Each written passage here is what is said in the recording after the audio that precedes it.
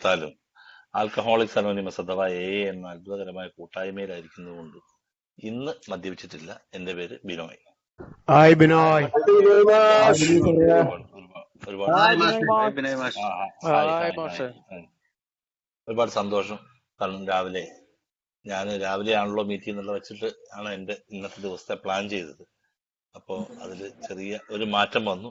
അപ്പൊ സാഹചര്യങ്ങളോട് പൊരുത്തപ്പെടുകയും അതിനോട് ചേർന്ന് നിന്ന് പോവുകയും ചെയ്യുക എന്നുള്ളത് തന്നെയാണ് നമ്മുടെ പ്രോഗ്രാം നമ്മളെ പഠിപ്പിക്കുന്നത്. അതുകൊണ്ട് തന്നെ അതിനോട് ചേർന്ന് നിന്നുകൊണ്ട് തന്നെ കടന്നു പോകും. അതിപ്പോ സ്വല്പം എന്റെ പേഴ്സണൽ കാര്യങ്ങളിൽ മാത്രമാണ് മാറ്റം വരുത്തേണ്ടി വന്നത്. ബാക്കി പ്രശ്നങ്ങളൊന്നുമില്ല, നടന്നു പോകും.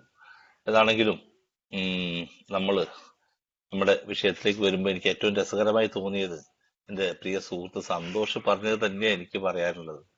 സന്തോഷ് പറഞ്ഞ സന്തോഷിന്റെ ആ രീതിയിൽ നിന്ന് മാറിയ ഒരു രീതി ഞാനങ്ങ് പറയുന്നുള്ളൂ. അത് തന്നെയാണ് സംഭവം.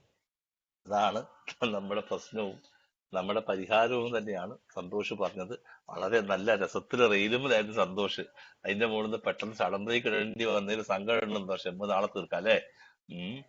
അപ്പോ ഏതാണെങ്കിലും നമ്മുടെ വിഷയം കണ്ടംപ്റ്റ് പ്രിയർ ടു ഇൻവെസ്റ്റിഗേഷൻ എന്നുള്ളതാണ്. അതായത് അതിന്റെ മലയാളം അന്വേഷണത്തിന് അതീതമായ അവജ്ഞ എന്നുള്ളത്. അവജ്ഞ എന്നുള്ളത് നമ്മുടെ ഒരു മലയാളം ട്രാൻസ്ലേഷനിൽ വന്നതാണ്. അവജ്ഞ എന്ന് തന്നെയാണോ എന്നുള്ള കാര്യത്തിലൊക്കെ നമുക്കൊരു സംശയം വരും. അന്വേഷണത്തിന് അതീതമായ അവജ്ഞ, വെറുപ്പ് അല്ലെങ്കിൽ പരിഹാസം എന്നൊക്കെയുണ്ട്. അതീതം എന്ന വാക്ക് ഏറ്റവും നമുക്ക് നോക്കാം. കടന്നുപോയത്, കഴിഞ്ഞുപോയത്, ഭൂതകാലം എന്നൊക്കെയാണ് അതീതം എന്ന മലയാള വാക്കിന്റെ അർത്ഥമായിട്ട് പറയുന്നത്. പ്രയർ ആണ്. പ്രയർ മുൻപുള്ളത്. Contempt prior to investigation. നമ്മൾ തീർച്ചയായിട്ടും നമ്മൾ ശരിയായ പഠനങ്ങൾക്കോ വിലയിരുത്തലുകൾക്കോ തുനിയാതെ മുൻകൂട്ടി നമ്മൾ വിധി പ്രഖ്യാപിക്കുന്ന ഒരു രീതി ആൽക്കഹോളിക്സ് ആയ ആളുകളിലുണ്ട്. ആൽക്കഹോളിക്സ് ആയ ആളുകൾ എന്ന് പറഞ്ഞു കഴിഞ്ഞാൽ കണ്ടെത്തിയാലും ആൽക്കഹോളിക് തന്നെയാണ്. പക്ഷെ ഇത്തരം ഒരു പുതിയ ജീവിത രീതിയിലേക്ക് മാറാത്ത ആളുകളിൽ അത്തരം ഒരു കാഴ്ചപ്പാട് നമുക്ക് കാണാൻ കഴിയും. ആദ്യമേ ഞാൻ പറയട്ടെ, ഇത് തികച്ചും അഭിപ്രായ വ്യത്യാസങ്ങൾ ഉണ്ടാകാവുന്ന ഒരു വിഷയമാണ്. കഴിവതും ഞാൻ ഈ കോൺട്രവേഴ്സലുകളിൽ തൊടാറില്ല. കാരണം വേറൊന്നും കൊണ്ടുമല്ല. കാരണം നേരിട്ടാണെങ്കിൽ അത് പിന്നെ എളുപ്പമുണ്ട് പറഞ്ഞു തീർക്കാൻ. അപ്പോ തികച്ചും ആൽക്കഹോളിക്സ് അനോണിമസിന്റെ ആ ഒരു രീതിയിലും എന്റെ കാഴ്ചപ്പാടിലും ഉള്ളതാണ് ഞാൻ പറയുന്നത്. ആൽക്കഹോളിക്സ് അനോണിമസ് അതിന്റെ തത്വങ്ങൾ വ്യാഖ്യാനിക്കാൻ വേണ്ടി ഒരാളെയും, അത് ക്ലാസ് ബി ആയിക്കോട്ടെ, ക്ലാസ് എ ആയിക്കോട്ടെ, ചെയർമാൻ ആയിക്കോട്ടെ, ആരും ആയിക്കോട്ടെ, ഒരാളെയും ഏൽപ്പിച്ചിട്ടില്ല. ആര് സംസാരിക്കുന്നതും അവരവരുടെ പെർസെപ്ഷനാണ്, അവരവരുടെ കാഴ്ചപ്പാടിലാണ്. അതുകൊണ്ട് ഇത് ബിനോയ് എന്ന് പറയുന്ന എന്റെ കാഴ്ചപ്പാടിൽ ഞാൻ വായിച്ചറിഞ്ഞതിൽ എനിക്ക് മനസ്സിലായ രീതിയാണ് എന്ന് ഞാൻ ഇതിനു മുമ്പും ഞാൻ തന്നെ പറഞ്ഞിട്ടുണ്ട്. അത് ആവർത്തിക്കുന്നത് അന്നില്ലാത്ത ആളുകൾ ഇതിൽ ഉണ്ടാകും എന്നുള്ളത് കൊണ്ടാണ്. ഇപ്പൊ നമ്മൾ സിനിമയിലെ കാണാറില്ലേ, ഏതെങ്കിലും സാമ്യമോ എന്തെങ്കിലും തോന്നുന്നുണ്ടെങ്കിൽ തികച്ചും തോന്നല് മാത്രം എന്ന് പറഞ്ഞ മാതിരി ഇത് എന്റെ മാത്രം കാഴ്ചപ്പാടാണ്. അപ്പൊ ഞാൻ പറയുന്ന കാഴ്ചപ്പാടിനോട് ചേർന്ന് നിങ്ങളൊന്ന് ആലോചിച്ച് നോക്കുമ്പോൾ ശരിയെന്ന് തോന്നുന്നുവെങ്കിൽ അതിനെ അങ്ങനെ എടുക്കുക. അല്ലെങ്കിൽ നമ്മുടെ അവസാനത്തെ ഡിസ്കഷനിൽ നിങ്ങൾക്ക് തുറന്ന് പറയാവുന്നതാണ്. അപ്പോ മദ്യാസക്ത രോഗിയാവുന്നത് എപ്പോഴോ അവൾ മദ്യം കഴിച്ചപ്പോൾ മുതലേ രോഗിയായിട്ടുണ്ട്. അപ്പൊ ആ മദ്യാസക്ത രോഗി ആ കാലഘട്ടങ്ങളിൽ, അയാളുടെ മദ്യാസക്തിയുടെ മൂർധന്യ കാലഘട്ടത്തിലും അതിന് തൊട്ട് മുമ്പും ഒക്കെ അയാൾ പല കാര്യങ്ങളെക്കുറിച്ചും തീരുമാനമെടുത്തിരുന്നത്, പല കാര്യങ്ങളെക്കുറിച്ചും ആ ഒരു വിധി പ്രഖ്യാപിച്ചിരുന്നത്, അവസാനം കൺക്ലൂഡ് ചെയ്തിരുന്നത് മതിയായ ആവശ്യത്തിനുള്ള അന്വേഷണത്തിന് ശേഷമോ അല്ലെങ്കിൽ മറ്റേ പരതലുകൾക്ക് ശേഷമോ ആയിരുന്നില്ല. അതുകൊണ്ട് തന്നെ രക്ഷപ്പെടലിന്റെ മാർഗവും വളരെയധികം കുറഞ്ഞു നിന്നിരുന്നു. നമുക്കറിയാം, നമ്മള് എന്റെയൊക്കെ അനുഭവത്തിൽ ഇഷ്ടം പോലെ ഉണ്ട്. അപ്പം മിക്കവാറും എല്ലാവരുടെയും തന്നെ ഏതാണ്ട് സമാനമായിരിക്കും എന്ന പ്രതീക്ഷയോടെ തന്നെ പറയട്ടെ. നമ്മളെന്ന വാക്ക് ഉപയോഗിക്കുന്നത് നമ്മുടെ മദ്യപാനത്തിന്റെ കാലഘട്ടത്തിൽ ആൽക്കഹോളിക്സ് അനോണിമസ് എന്ന ജീവിത രീതിയിലൂടെ പോകുന്ന ആളുകൾ ആരെങ്കിലും ഒക്കെ നമ്മളെ കാണാൻ വരികയോ അല്ലെങ്കിൽ നമ്മളെ ഏതെങ്കിലും സാഹചര്യത്തിൽ കാണുകയോ സംസാരിക്കുകയോ ഒക്കെ ചെയ്യുമ്പോൾ അവര് ഇത് ഒരു രോഗമാണ് എന്ന് പറഞ്ഞപ്പോ എന്റെ ഓർമ്മയുണ്ട്, ആദ്യമായിട്ടൊരാൾ എന്നോട് ഇത് രോഗാന്ന് പറഞ്ഞപ്പോ ഞാൻ പറഞ്ഞ മറുപടി ഒരു കോപ്പുമല്ല എന്നായിരുന്നു. കാരണം ഇത് രോഗമാണോ അല്ലയോ എന്നൊന്നും എനിക്ക് അറിയേല. ഞാൻ അന്വേഷിച്ചിട്ടില്ല, ഞാൻ അത്തരത്തിൽ പഠിച്ചിട്ടില്ല, ഞാനിതൊരു രോഗാന്ന് കേട്ടിട്ടുമില്ല. എന്നിട്ടും ഒരു വ്യക്തി, അയാള് ഒരു കാലത്ത് മദ്യപിച്ചിരുന്ന ആളാണ്, അതെനിക്കറിയാം. ആളൊരു കാലത്ത് മദ്യപിച്ചിരുന്ന ആളാണ്, നന്നായിട്ട് മദ്യപിക്കുകയും പ്രശ്നങ്ങൾ ഉണ്ടാവുകയും ജീവിതം താറുമാറാവുകയും ഒക്കെ ചെയ്തയാള് കുടിയിൽ നിന്ന് മാറി വർഷങ്ങൾ മാറി സുന്ദരമായി സന്തോഷത്തോടുകൂടി ജീവിക്കുന്ന അവസ്ഥയിൽ അയാളുടെ അനുഭവത്തിന്റെ വെളിച്ചത്തിൽ അയാൾ എന്നോട് പറഞ്ഞു ഇതൊരു രോഗമാണ്, അതുകൊണ്ടാണ് ഓനെ നിയന്ത്രിക്കാൻ പറ്റാത്തത് എന്ന് പറഞ്ഞപ്പോ ഞാൻ എടുത്ത വായിക്കാൻ ഒരു കോപ്പുമല്ല എന്ന് പറഞ്ഞത്. ഇന്നലെ ഇപ്പൊ അങ്ങനെ അങ്ങ് പറ്റിപ്പോയതാ. വേറെ കുറച്ച് കമ്പനി ഉണ്ടായിരുന്നു, അതുകൊണ്ട് അങ്ങോട്ട് കൂടിപ്പോയതാ. അല്ലെങ്കിൽ ഇതൊക്കെ എന്നെ കൊണ്ട് നിയന്ത്രിക്കാൻ പറ്റുന്നതാണെന്നാ പറഞ്ഞു. ഞാൻ ഒരിക്കൽ പോലും അത് രോഗാവസ്ഥയാണെന്നോ അല്ല എന്ന് ചിന്തിച്ചിട്ടല്ല ഞാൻ ആ ഒരു തീരുമാനത്തിലേക്ക് എത്തിയത്. അത് കഴിഞ്ഞ് ഞാൻ എയിലേക്ക് വന്നു. വർഷങ്ങൾക്ക് ശേഷം പിന്നെയും ഒരുപാട് ദുരന്തങ്ങൾ അനുഭവിച്ചതിന് ശേഷം ഞാൻ ആൽക്കഹോളിക്സ് അനോണിമസിലെത്തി. ആൽക്കഹോളിക്സ് അനോണിമസിലെത്തി എന്നാൽ ആൽക്കഹോളിക്സ് അനോണിമസിൽ എത്തിയില്ല, ആൽക്കഹോളിക്സ് അനോണിമസിന്റെ മീറ്റിംഗ് റൂമിലെത്തി എന്ന് പറയുന്ന ശരി. ആൽക്കഹോളിക്സ് അനോണിമസിൽ എത്തിയില്ല, മീറ്റിംഗ് റൂമിലെത്തി. മീറ്റിംഗ് റൂമിലെത്തി കഴിഞ്ഞപ്പോ അവിടെ വെച്ച് ആളുകള് ഈ പറയുന്ന മദ്യത്തിന് മുമ്പിൽ ശക്തിഹീനരെന്ന് ഞങ്ങൾ സമ്മതിച്ചു, ഞങ്ങളുടെ ജീവിതം അനിയന്ത്രിതമായി പോയി എന്നാണ്. എന്റെ ജീവിതം ഒന്നും അനിയന്ത്രിതമായി പോയിട്ടില്ല. എനിക്ക് അപ്പൊ തോന്നണതാ ആൽക്കഹോളിക്സ് അനോണിമസിന്റെ മീറ്റിംഗ് റൂമിൽ വെച്ച് അപ്പൊ എനിക്ക് തോന്നുന്നത് എന്റെ ജീവിതമൊന്നും അനിയന്ത്രിതമായി പോയിട്ടില്ല. അങ്ങനെ കുറച്ച് കുടി കൂടിയിട്ടുണ്ട്, അത് ശരിയാണ്, അത് ശരിയാണ്. പക്ഷെ ജീവിതത്തിലൊന്നും പ്രശ്നമൊന്നുമില്ല.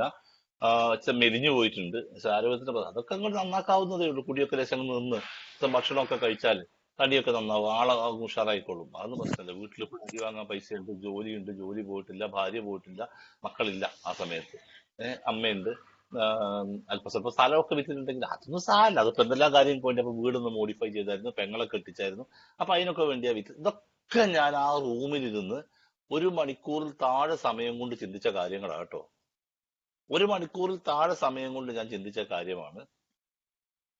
അവിടെ ഈ പറച്ചിൽ പറഞ്ഞത് തന്നെ ഒരു പക്ഷേ എനിക്ക് വേണ്ടിയായിരിക്കും. ഞാൻ ആദ്യമായി ചെന്ന മീറ്റിംഗ് എന്നുള്ള നിലയ്ക്ക് എന്റെ ചിന്തയെ ഒന്ന് അങ്ങോട്ടേക്ക് ഡൈവേർട്ട് ചെയ്യാൻ വേണ്ടിയായിരിക്കും. പക്ഷെ എനിക്കെത്തിയ കൺക്ലൂഷൻ, എനിക്ക് അതായത് കണ്ടക്ട് ടു ഇൻവെസ്റ്റിഗേഷൻ എന്ന് പറയുന്നത്, അതിന്റെ ഒരു കൺക്ലൂഷൻ എനിക്ക് വന്നത്, എന്റെ ജീവിതം അനിയന്ത്രിതമായിട്ടില്ല. ഞാൻ ഒട്ടും മദ്യത്തിന്റെ മുമ്പിൽ ശക്തിഹീനനുമല്ല. ഞാൻ ശക്തിഹീനനാണെന്ന് പരിശോധിച്ചോ എപ്പോഴെങ്കിലും? ഇപ്പൊ നമുക്കറിയാം 10-24 ചോദ്യങ്ങളുള്ള ഒരു പാംലെറ്റ്, ഒരു ലീഫ്ലെറ്റ് നമ്മൾ കാണാറുണ്ട്. ഞാൻ ഒരു കുടിയനാണോ നോക്കാൻ വേണ്ടി 1-ാം പടി ചെയ്യുമ്പോൾ നമുക്ക് അതിനുള്ള ക്വസ്റ്റ്യനർ നമുക്കറിയാം. ഇങ്ങനെയുള്ള ഒരുപാട് സാധനങ്ങളുണ്ട്.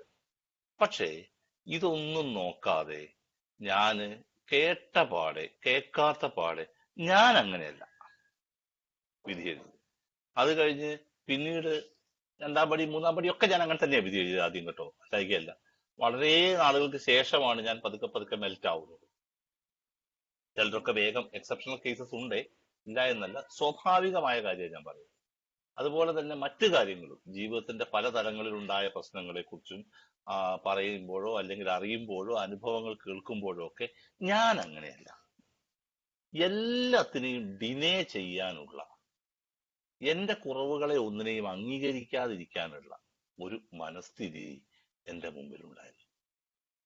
അതുകൊണ്ട് തന്നെ എല്ലാത്തിനെയും വേണ്ട തരത്തിലുള്ള അന്വേഷണങ്ങൾക്കോ ചിന്തകൾക്കോ പഠനങ്ങൾക്കോ വിധേയമാക്കാതെ കേട്ട പാതി കേൾക്കാതെ പാതി ഞാൻ എന്ത് ചെയ്യും, എന്റെ മാത്രം ഭൗതികമായ ചിന്തയിൽ നിന്നുകൊണ്ട് അതിനൊരു കൺക്ലൂഷനിലെത്തും. അത് തന്നെ കണ്ടംപ്റ്റ് പ്രയർ ടു ഇൻവെസ്റ്റിഗേഷൻ ആണ് ആ ഒരു വാക്കിന്റെ അർത്ഥമായിട്ട് ഏറ്റവും എളുപ്പത്തിൽ പറഞ്ഞു തരാൻ പറ്റുന്ന ഒരു സംഭവമാണ്. അന്വേഷണത്തിന് അതീതമായ, അന്വേഷിക്കുന്നേ ഇല്ല, ഒരു അവജ്ഞയോടെ പുച്ഛത്തോടെ കേട്ടത് ഞാൻ അപ്പൊ തന്നെ അവജ്ഞയോടുകൂടി തള്ളിക്കളഞ്ഞു. ഇതൊക്കെ ഇവർക്ക്, അതൊക്കെ അവരെ ബാധിക്കുന്നത്, it's not on my business, it's not affected to me, എന്നെ ബാധിക്കുന്നൊന്നുമല്ല എന്ന മട്ടിൽ ഞാനത് തള്ളിക്കളയുന്ന ഒരവസ്ഥയാണ് ഉണ്ടായത്. ആൽക്കഹോളിക്സ് അനോണിമസ് പറയുന്ന ആ ഒരു വില്ലിങ്നെസ്, ഓപ്പൺ മൈൻഡ്നെസ്, ആ ഒരു സന്നദ്ധതയും തുറന്ന മനസ്ഥിതിയും ഇല്ലാത്തത് കൊണ്ടാണ് ഞാൻ എന്ത് ചെയ്തത്, എനിക്ക് രക്ഷപ്പെടാൻ വേണ്ടി എന്റെ മുമ്പിലേക്ക് വന്ന സന്ദേശങ്ങളെ, എനിക്ക് രക്ഷപ്പെടാൻ വേണ്ടി എന്റെ മുമ്പിലേക്ക് വന്ന അറിവുകളെ, എനിക്ക് രക്ഷപ്പെടാൻ വേണ്ടി എന്റെ മുമ്പിലേക്ക് നീട്ടിത്തന്ന ആ വെള്ളത്തിൽ നിന്ന് കരകയറാൻ വേണ്ടി എടുത്ത കയറിനെ, കച്ചിത്തുരുമ്പിനെ ഞാൻ എന്ത് ചെയ്യുന്നു, മതിയായ ശ്രദ്ധയില്ലാതെ അതിനെ ത്യജിക്കുന്നു. അത് ഞാൻ സ്വീകരിക്കുന്നില്ല.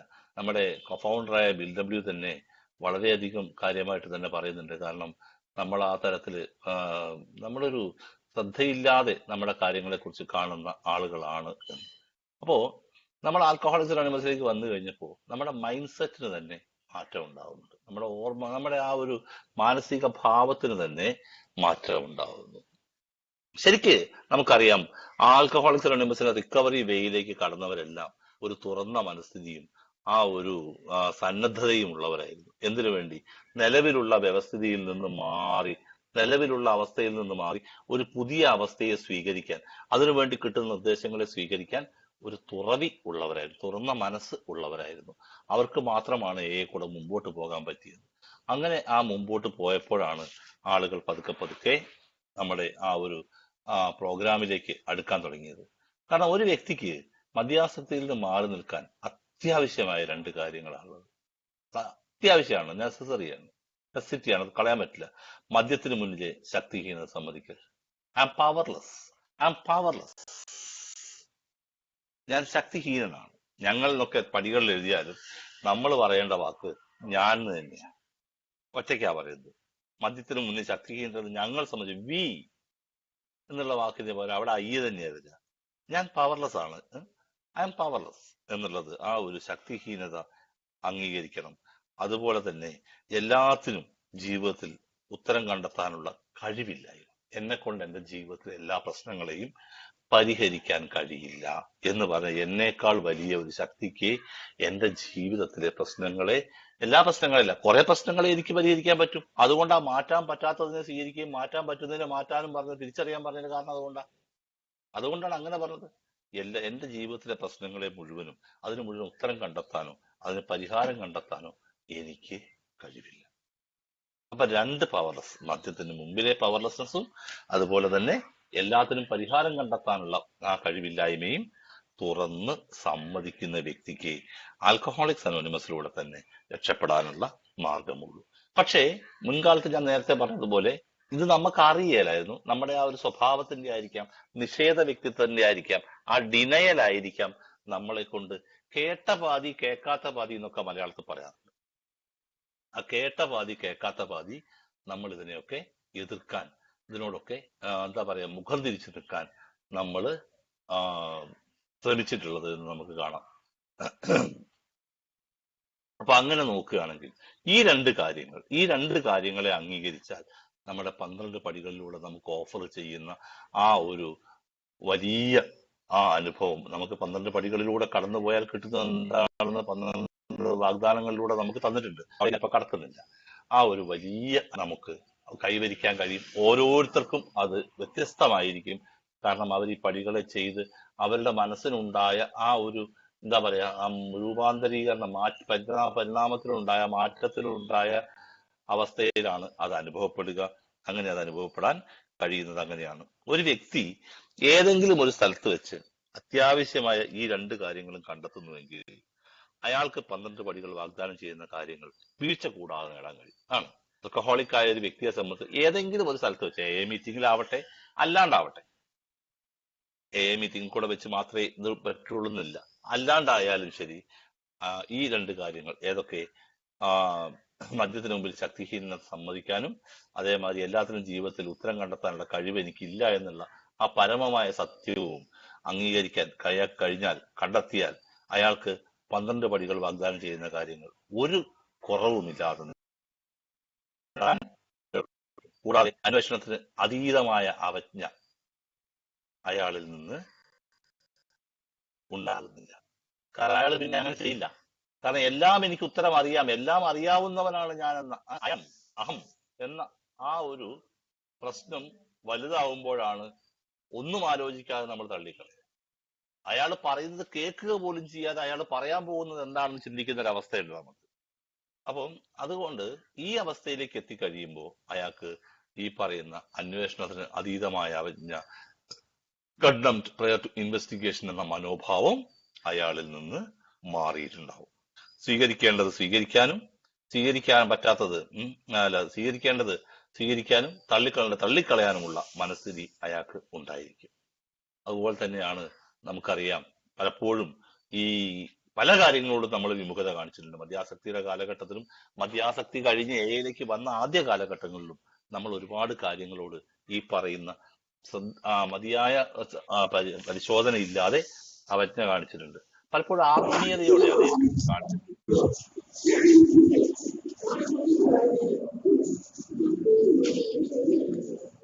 എന്തൊരു ഭയങ്കര സിജോ മൈക്ക് ഓഫ് ചെയ്യണം.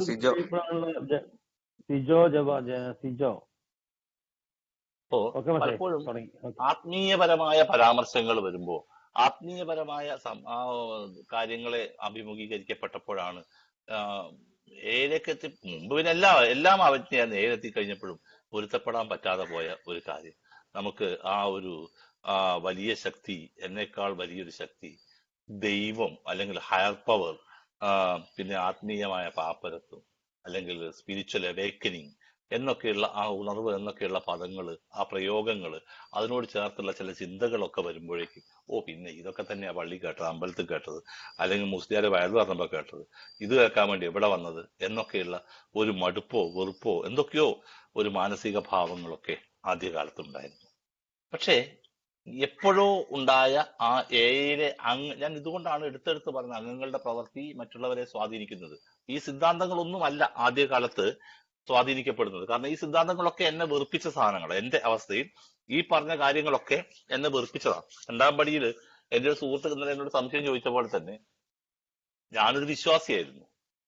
ആദ്യകാലത്ത് മദ്യപിക്കുന്ന ആദ്യകാലത്തും മദ്യപാനത്തിന് മുമ്പും ഞാനൊരു വിശ്വാസിയായിരുന്നു. ഞാനൊരു ഈശ്വര വിശ്വാസിയായിരുന്നു. ഞാൻ ജനിച്ച ആ മതത്തെയാണ് എനിക്ക് അറിയാവുന്നത്. അതുകൊണ്ട് തന്നെ ആ മതത്തിൽ വിശ്വസിച്ചിരുന്ന ആളാണ്. പക്ഷെ കുടിയുടെ മൂർധന്യാവസ്ഥയായപ്പോഴും എനിക്കെന്തോ വിശ്വാസമൊക്കെ ഉണ്ട് എന്നുള്ളതല്ലാതെ ആ വിശ്വാസത്തിന് കോട്ടം തട്ടിയിട്ടുണ്ടായിരുന്നു. ഒരിക്കൽ വിശ്വാസം ഉണ്ടാവുകയും പിന്നീട് ആ വിശ്വാസത്തിന് അതിന്റെ ആ ഒരു കോട്ടം തട്ടുകയും അല്ലെങ്കിൽ അതിന്റെ ആ ഒരു ദാർഢ്യത്തിന് മോശം വരികയും ചെയ്യുന്നയാളെ സംബന്ധിച്ചിടത്തോളം അയാൾ അവിശ്വാസിയല്ല, വിശ്വാസിയല്ലാത്ത അവസ്ഥയിലാണ്. അത് വലിയ അപകടമാണ്. നമ്മൾ രണ്ടാം പടി പറഞ്ഞത് വിശ്വാസിയെയും കുഴപ്പമില്ല, അവിശ്വാസിയെയും കുഴപ്പമില്ല. ഒരിക്കൽ വിശ്വാസം ഉണ്ടായിരിക്കുകയും പിന്നീട് വിശ്വാസം നഷ്ടപ്പെടുകയും ചെയ്ത ആളുകളെ സംബന്ധിച്ചിടത്തോളം പിന്നീട് ഈ പറഞ്ഞ ദൈവത്തോട് അടുക്കാൻ അല്ലെങ്കിൽ എന്നേക്കാൾ വലിയൊരു ശക്തിയോട് അടുക്കാൻ വലിയ പ്രയാസമാണ്, വലിയ പ്രയാസമാണ്. കാരണം അവർ ആ ഒരു തരത്തിലുള്ള രൂപത്തിലേക്ക് അതിനെ ചിത്രീകരിച്ച് കഴിഞ്ഞിട്ടുണ്ടാവും. ഞാൻ അങ്ങനെയായിരുന്നു. അതുകൊണ്ട് തന്നെ മീറ്റിങ്ങിന് വന്ന് ഞാൻ വരുന്ന എന്റെ മീറ്റിങ്ങിൽ ഞാൻ വരുമ്പോൾ തന്നെ ഏതാണ്ട് 20 വർഷം കഴിഞ്ഞ ആളുണ്ട്. അതാണ് ചിന്തിക്കേണ്ടത്. ഞാൻ വരുമ്പോൾ തന്നെ 17 വർഷം 18 വർഷമൊക്കെ ആയ ആളുകൾ ഞാൻ വരുന്ന എന്റെ ഹോം ഗ്രൂപ്പിലുണ്ട്. അപ്പൊ അവര് സംസാരിക്കുന്നതൊക്കെ ഈ പറയുന്ന ഒരു ആത്മീയതയോട് കലർന്ന വശത്ത് വിട്ടുകൊടുക്കേണ്ടതിന്റെ ആവശ്യകത, മറന്നു കളയേണ്ടതിന്റെ ആവശ്യകത, ക്ഷമിക്കേണ്ടതിന്റെ ആവശ്യകത, സ്വീകരിക്കേണ്ടതിന്റെ ആവശ്യകത, അതിനവർ സ്വീകരിക്കുന്ന മാർഗങ്ങൾ, ഇത് ഇന്ന് വന്ന എനിക്കത് കേൾക്കുമ്പോ എനിക്കത് ഇങ്ങോട്ടും ഡൈജസ്റ്റ് ചെയ്യാൻ ഇച്ചിരി പ്രയാസമായിരുന്നു. ഇതൊന്നും ആവശ്യമില്ലാന്ന്, ഞാനിവിടെ കുടി നിർത്താനാ വന്നതെന്ന് എന്നൊക്കെയുള്ള ചിന്തകളാണ് എനിക്ക്. കാരണം ഈ ആത്മീയത അല്ലെങ്കിൽ വലിയ ശക്തിക്ക് വിട്ടുകൊടുത്ത് നമ്മൾ ആത്മീയമായ പാപ്പരത്വം അനുഭവിക്കുന്നവരാണ് എന്നൊക്കെയുള്ള ആ ഒരു ഇത് കേൾക്കുമ്പോഴേക്കും ഞാനതിനെ എന്ത് ചെയ്തു, മതിയായ ചിന്തകൾക്ക് വിധേയമാക്കാതെ എന്നിൽ ഇത് ബാധകമാണോ എന്ന് നോക്കാതെ ഞാൻ എന്ത് ചെയ്തു, അവജ്ഞയോടെ തള്ളിക്കളഞ്ഞു. മുൻവിധിയോടെ ഞാൻ ആ സംഭവത്തെ തള്ളിക്കളഞ്ഞു. നമുക്കറിയാം ഈ മറ്റേ അന്വേഷണത്തിന് അതീതമായ അവജ്ഞ എന്ന പ്രയോഗം നമ്മുടെ ബിഗ് ബുക്കില് ആത്മീയ അനുഭവം എന്നുള്ള ആ ചാപ്റ്ററിലാണ് അത് വരുന്നത്. നമ്മുടെ ബിഗ് ബുക്കിലെ ആത്മീയ അനുഭവം എന്ന് പറഞ്ഞ ചാപ്റ്ററിലാണ് അതിന്റെ അവസാനത്തെ സെന്റൻസ് ആണ്, അതാണ് അന്വേഷണത്തിന് അതീതമായ അവജ്ഞ എന്ന വാക്ക്. അപ്പൊ ഇത്തരം പദങ്ങളോട് നമ്മൾ വളരെ ഒരു ഇതാക്കിയിരുന്നെങ്കിൽ അല്പം കഴിഞ്ഞപ്പോ എയിലൂടെ മുമ്പോട്ട് പോകാൻ തുടങ്ങിയപ്പോ, മറ്റു പല മീറ്റിങ്ങുകളും കൂടാൻ കഴിഞ്ഞപ്പോ, മറ്റു പലരുമായും ഇടപഴകാൻ കഴിഞ്ഞപ്പോ ഒരു പൊളിച്ചെഴുത്തിന് വിധേയമായി. ഞാൻ അറിഞ്ഞല്ല.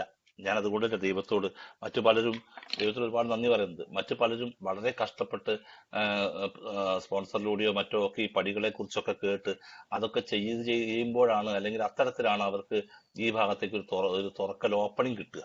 പക്ഷെ എനിക്കങ്ങനെ അല്ലായിരുന്നു. കാരണം ഞാനൊരു കെട്ടുപൊട്ടിയ പട്ടം പോലെ ഏലും പറക്കുകയായിരുന്നു. ഒന്നിൽ നിന്ന് ഒന്നിലേക്ക് എന്ന പോലെ, മീറ്റിംഗിൽ നിന്ന് മീറ്റിംഗിലേക്കും പ്രോഗ്രാമിൽ നിന്ന് പ്രോഗ്രാമിലേക്കും ഇങ്ങനെ പാഞ്ഞപ്പോ എവിടെയൊക്കെയോ വെച്ച് കിട്ടിയ ചില കാര്യങ്ങൾ എന്നെ സ്പർശിച്ചു. എവിടെയൊക്കെയോ വെച്ച് അത് കിട്ടാനിടയാക്കിയത് ഞാൻ ആൽക്കഹോളിക്സ് അനോണിമസിന്റെ സർവീസുമായി ചേർന്ന് നിന്നുകൊണ്ടാണ്. സർവീസിലുള്ള ഒരാളായതുകൊണ്ടാണ് മറ്റു പല സ്ഥലത്തെ ആളുകളെയും എനിക്ക് പരിചയപ്പെടാൻ കഴിഞ്ഞത്. അവരുമായുള്ള സഹവാസം അവരുമായുള്ള സൗഹൃദത്തിന് വഴിവെച്ചു. അവരുമായുള്ള സഹവാസം അവരുമായുള്ള എല്ലാവരും എന്റെ സുഹൃത്തുക്കൾ തന്നെയാണെങ്കിലും പക്ഷെ ഈ പറഞ്ഞ സർവീസിലുള്ളത് കൊണ്ടുള്ള ആ സൗഹൃദം, ആ സഹവാസം ഒരു വ്യക്തിപരമായ സൗഹൃദത്തിലേക്ക് വളർന്നു. അതുകൊണ്ട് തന്നെ ആ പ്രദേശങ്ങളിലുള്ള പരിപാടികളിലൊക്കെ പോകാനും പിന്നെ സംസാരിക്കാറുണ്ട് എന്നുള്ളത് കൊണ്ട് തന്നെ അവിടെ എന്തെങ്കിലുമൊക്കെ സംസാരിക്കാനും ഒക്കെയുള്ള ഇട വന്നതുകൊണ്ട് ധാരാളം സ്ഥലങ്ങളിൽ എയുടെ ആ ഇതുമായിട്ട് പോകാൻ കഴിഞ്ഞു. അവിടെയൊക്കെ പോയി ചിലപ്പോൾ ഏതൊക്കെയോ ചില സ്ഥലങ്ങളിലൊക്കെ വെച്ചിട്ട് എന്നെ വല്ലാതെ ഇളക്കി മറിക്കുന്ന തരത്തിലുള്ള ചില ഷെയറിങ്സ് കേൾക്കാൻ, ചില പേഴ്സണൽ രാത്രിക്കൊക്കെ റൂമിൽ വന്നിട്ടുള്ള വർത്തമാനങ്ങളിൽ ചിലത് കേൾക്കാനൊക്കെ കഴിഞ്ഞു. അതിലെവിടെയോ ആണ് എൻ്റെ മനസ്സിലും എനിക്ക് അവജ്ഞയുണ്ടായിരുന്ന ഈ കാര്യങ്ങൾ അല്പം ശ്രദ്ധിക്കേണ്ടതാണ് എന്ന തോന്നൽ ഉണ്ടായിട്ടുള്ളത് എന്ന് കാണാൻ കഴിയും. അപ്പോൾ നമുക്ക് ഈ പറയുന്ന തുറന്ന മനസ്സോടെ വില്ലിങ്നെസ് ആൻഡ് ഓപ്പൺ മൈൻഡ്നെസ്, സമ്മതം വേണം. ഏത്? ശക്തിഹീനനാണ് എന്ന സമ്മതം. രണ്ടാമത് തുറന്ന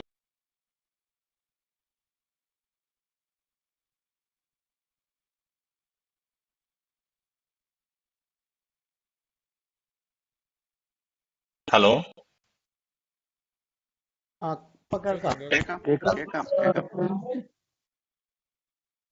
ഇങ്ങനെ കണ്ടതുകൊണ്ടാണ്. ഓക്കെ, അപ്പം തുറന്ന മനസ്സോടെയുള്ള ഒരു അന്വേഷണം നമുക്ക് അനിവാര്യമാണ്. എയിലെത്തി എയെ കണ്ടു, മുമ്പോട്ട് പോകാൻ തുടങ്ങുമ്പോൾ നമ്മൾ ഒരു കാര്യത്തോടും മുൻവിധിയോടെയുള്ള സമീപനം സ്വീകരിക്കരുത്. രണ്ടാമത് ഒരു കാര്യത്തിനും നമ്മൾ മതിയായ അന്വേഷണത്തിന് ശേഷമല്ലാതെ വിധി പറയരുത്. കേൾക്കുമ്പോൾ ചാടിക്കേറി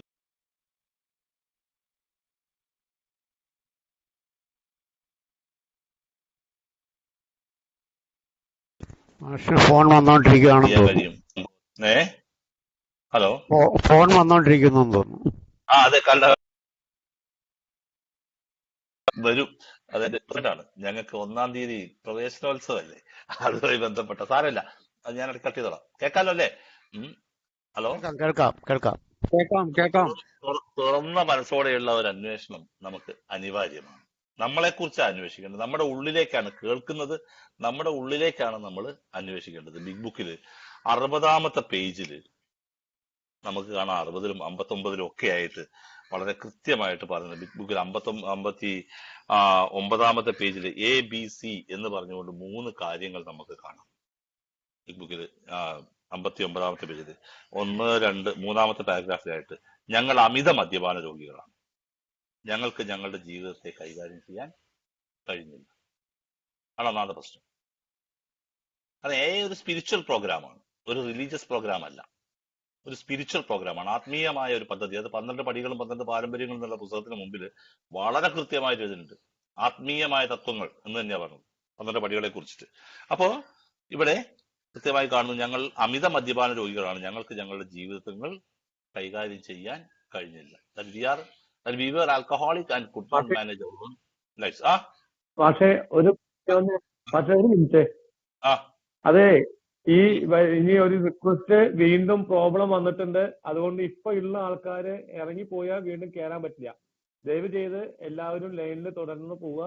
കോള് വരുന്ന സമയത്ത് പെട്ടെന്ന് തന്നെ റിജക്ട് ചെയ്യാം. ഔട്ടായാൽ കയറാൻ പ്രോബ്ലം ആണ്. ഔട്ടായവർ ഇപ്പൊ വിളിച്ചുകൊണ്ടിരിക്കുകയാണ്. അത് പ്രശ്നം വീണ്ടും വന്നിട്ടുണ്ട്, അതൊന്ന് അറിയിച്ചാൽ മറ്റേ. ഓക്കെ. അപ്പോ രണ്ടാമത്തത് ബി, ഞങ്ങളുടെ രോഗം അമിത മദ്യപാനാസക്തി ശമിപ്പിക്കുന്നതിന് മിക്കവാറും ഒരു മനുഷ്യശക്തിക്കും കഴിയുമായിരുന്നു. ആണ് that probably no human power could have relieved our alcoholism. ഞങ്ങളുടെ രോഗം. അപ്പൊ നോക്കിയേ, ഇവിടെ മനുഷ്യശക്തിക്ക് കഴിയാത്തപ്പോ എന്ത് ചെയ്യണം? മനുഷ്യന് അതീതമായ ഒരു ശക്തിക്ക് കഴിയൂ എന്ന് വളരെ വ്യക്തമായി പറയുന്നു. എന്തുകൊണ്ടാണ് ഇങ്ങനെ ഒരു മനുഷ്യശക്തിയും കഴിയുമായിരുന്നില്ല എന്ന് പറഞ്ഞത്? മറ്റേ പദം ഉപയോഗിച്ചാൽ ആദ്യമേ അതിന് ഇട്ടേച്ചു പോയെന്ന് ഒരുവൻ. അങ്ങനെ ഗഹനമായിട്ട് ചിന്തിക്കാത്ത വർഗമാണല്ലോ, കാരണം എന്ത് തള്ളിക്കളയുന്ന വർഗമാണല്ലോ. അതുകൊണ്ടാണ് ഞങ്ങളുടെ രോഗം അമിത മദ്യപാനാസക്തി ശമിപ്പിക്കുന്നതിന് മിക്കവാറും ഒരു മനുഷ്യശക്തിക്കും കഴിയുമായിരുന്നില്ല. സി, ദൈവത്തെ തേടിയാൽ ദൈവത്തിന് സാധിക്കുകയും രോഗശമനം വരുത്തുകയും ചെയ്യും. ആണ്, ദൈവത്തെ തേടിയാൽ ദൈവത്തിന് ഇതിന് സാധിക്കുകയും രോഗശമനം വരും. That God could and would, ആ 2 പ്രയോഗങ്ങളും ശ്രദ്ധിക്കുന്നില്ല, കുഡും വുഡും. ഇഫ് ഹി വർ സോട്ട്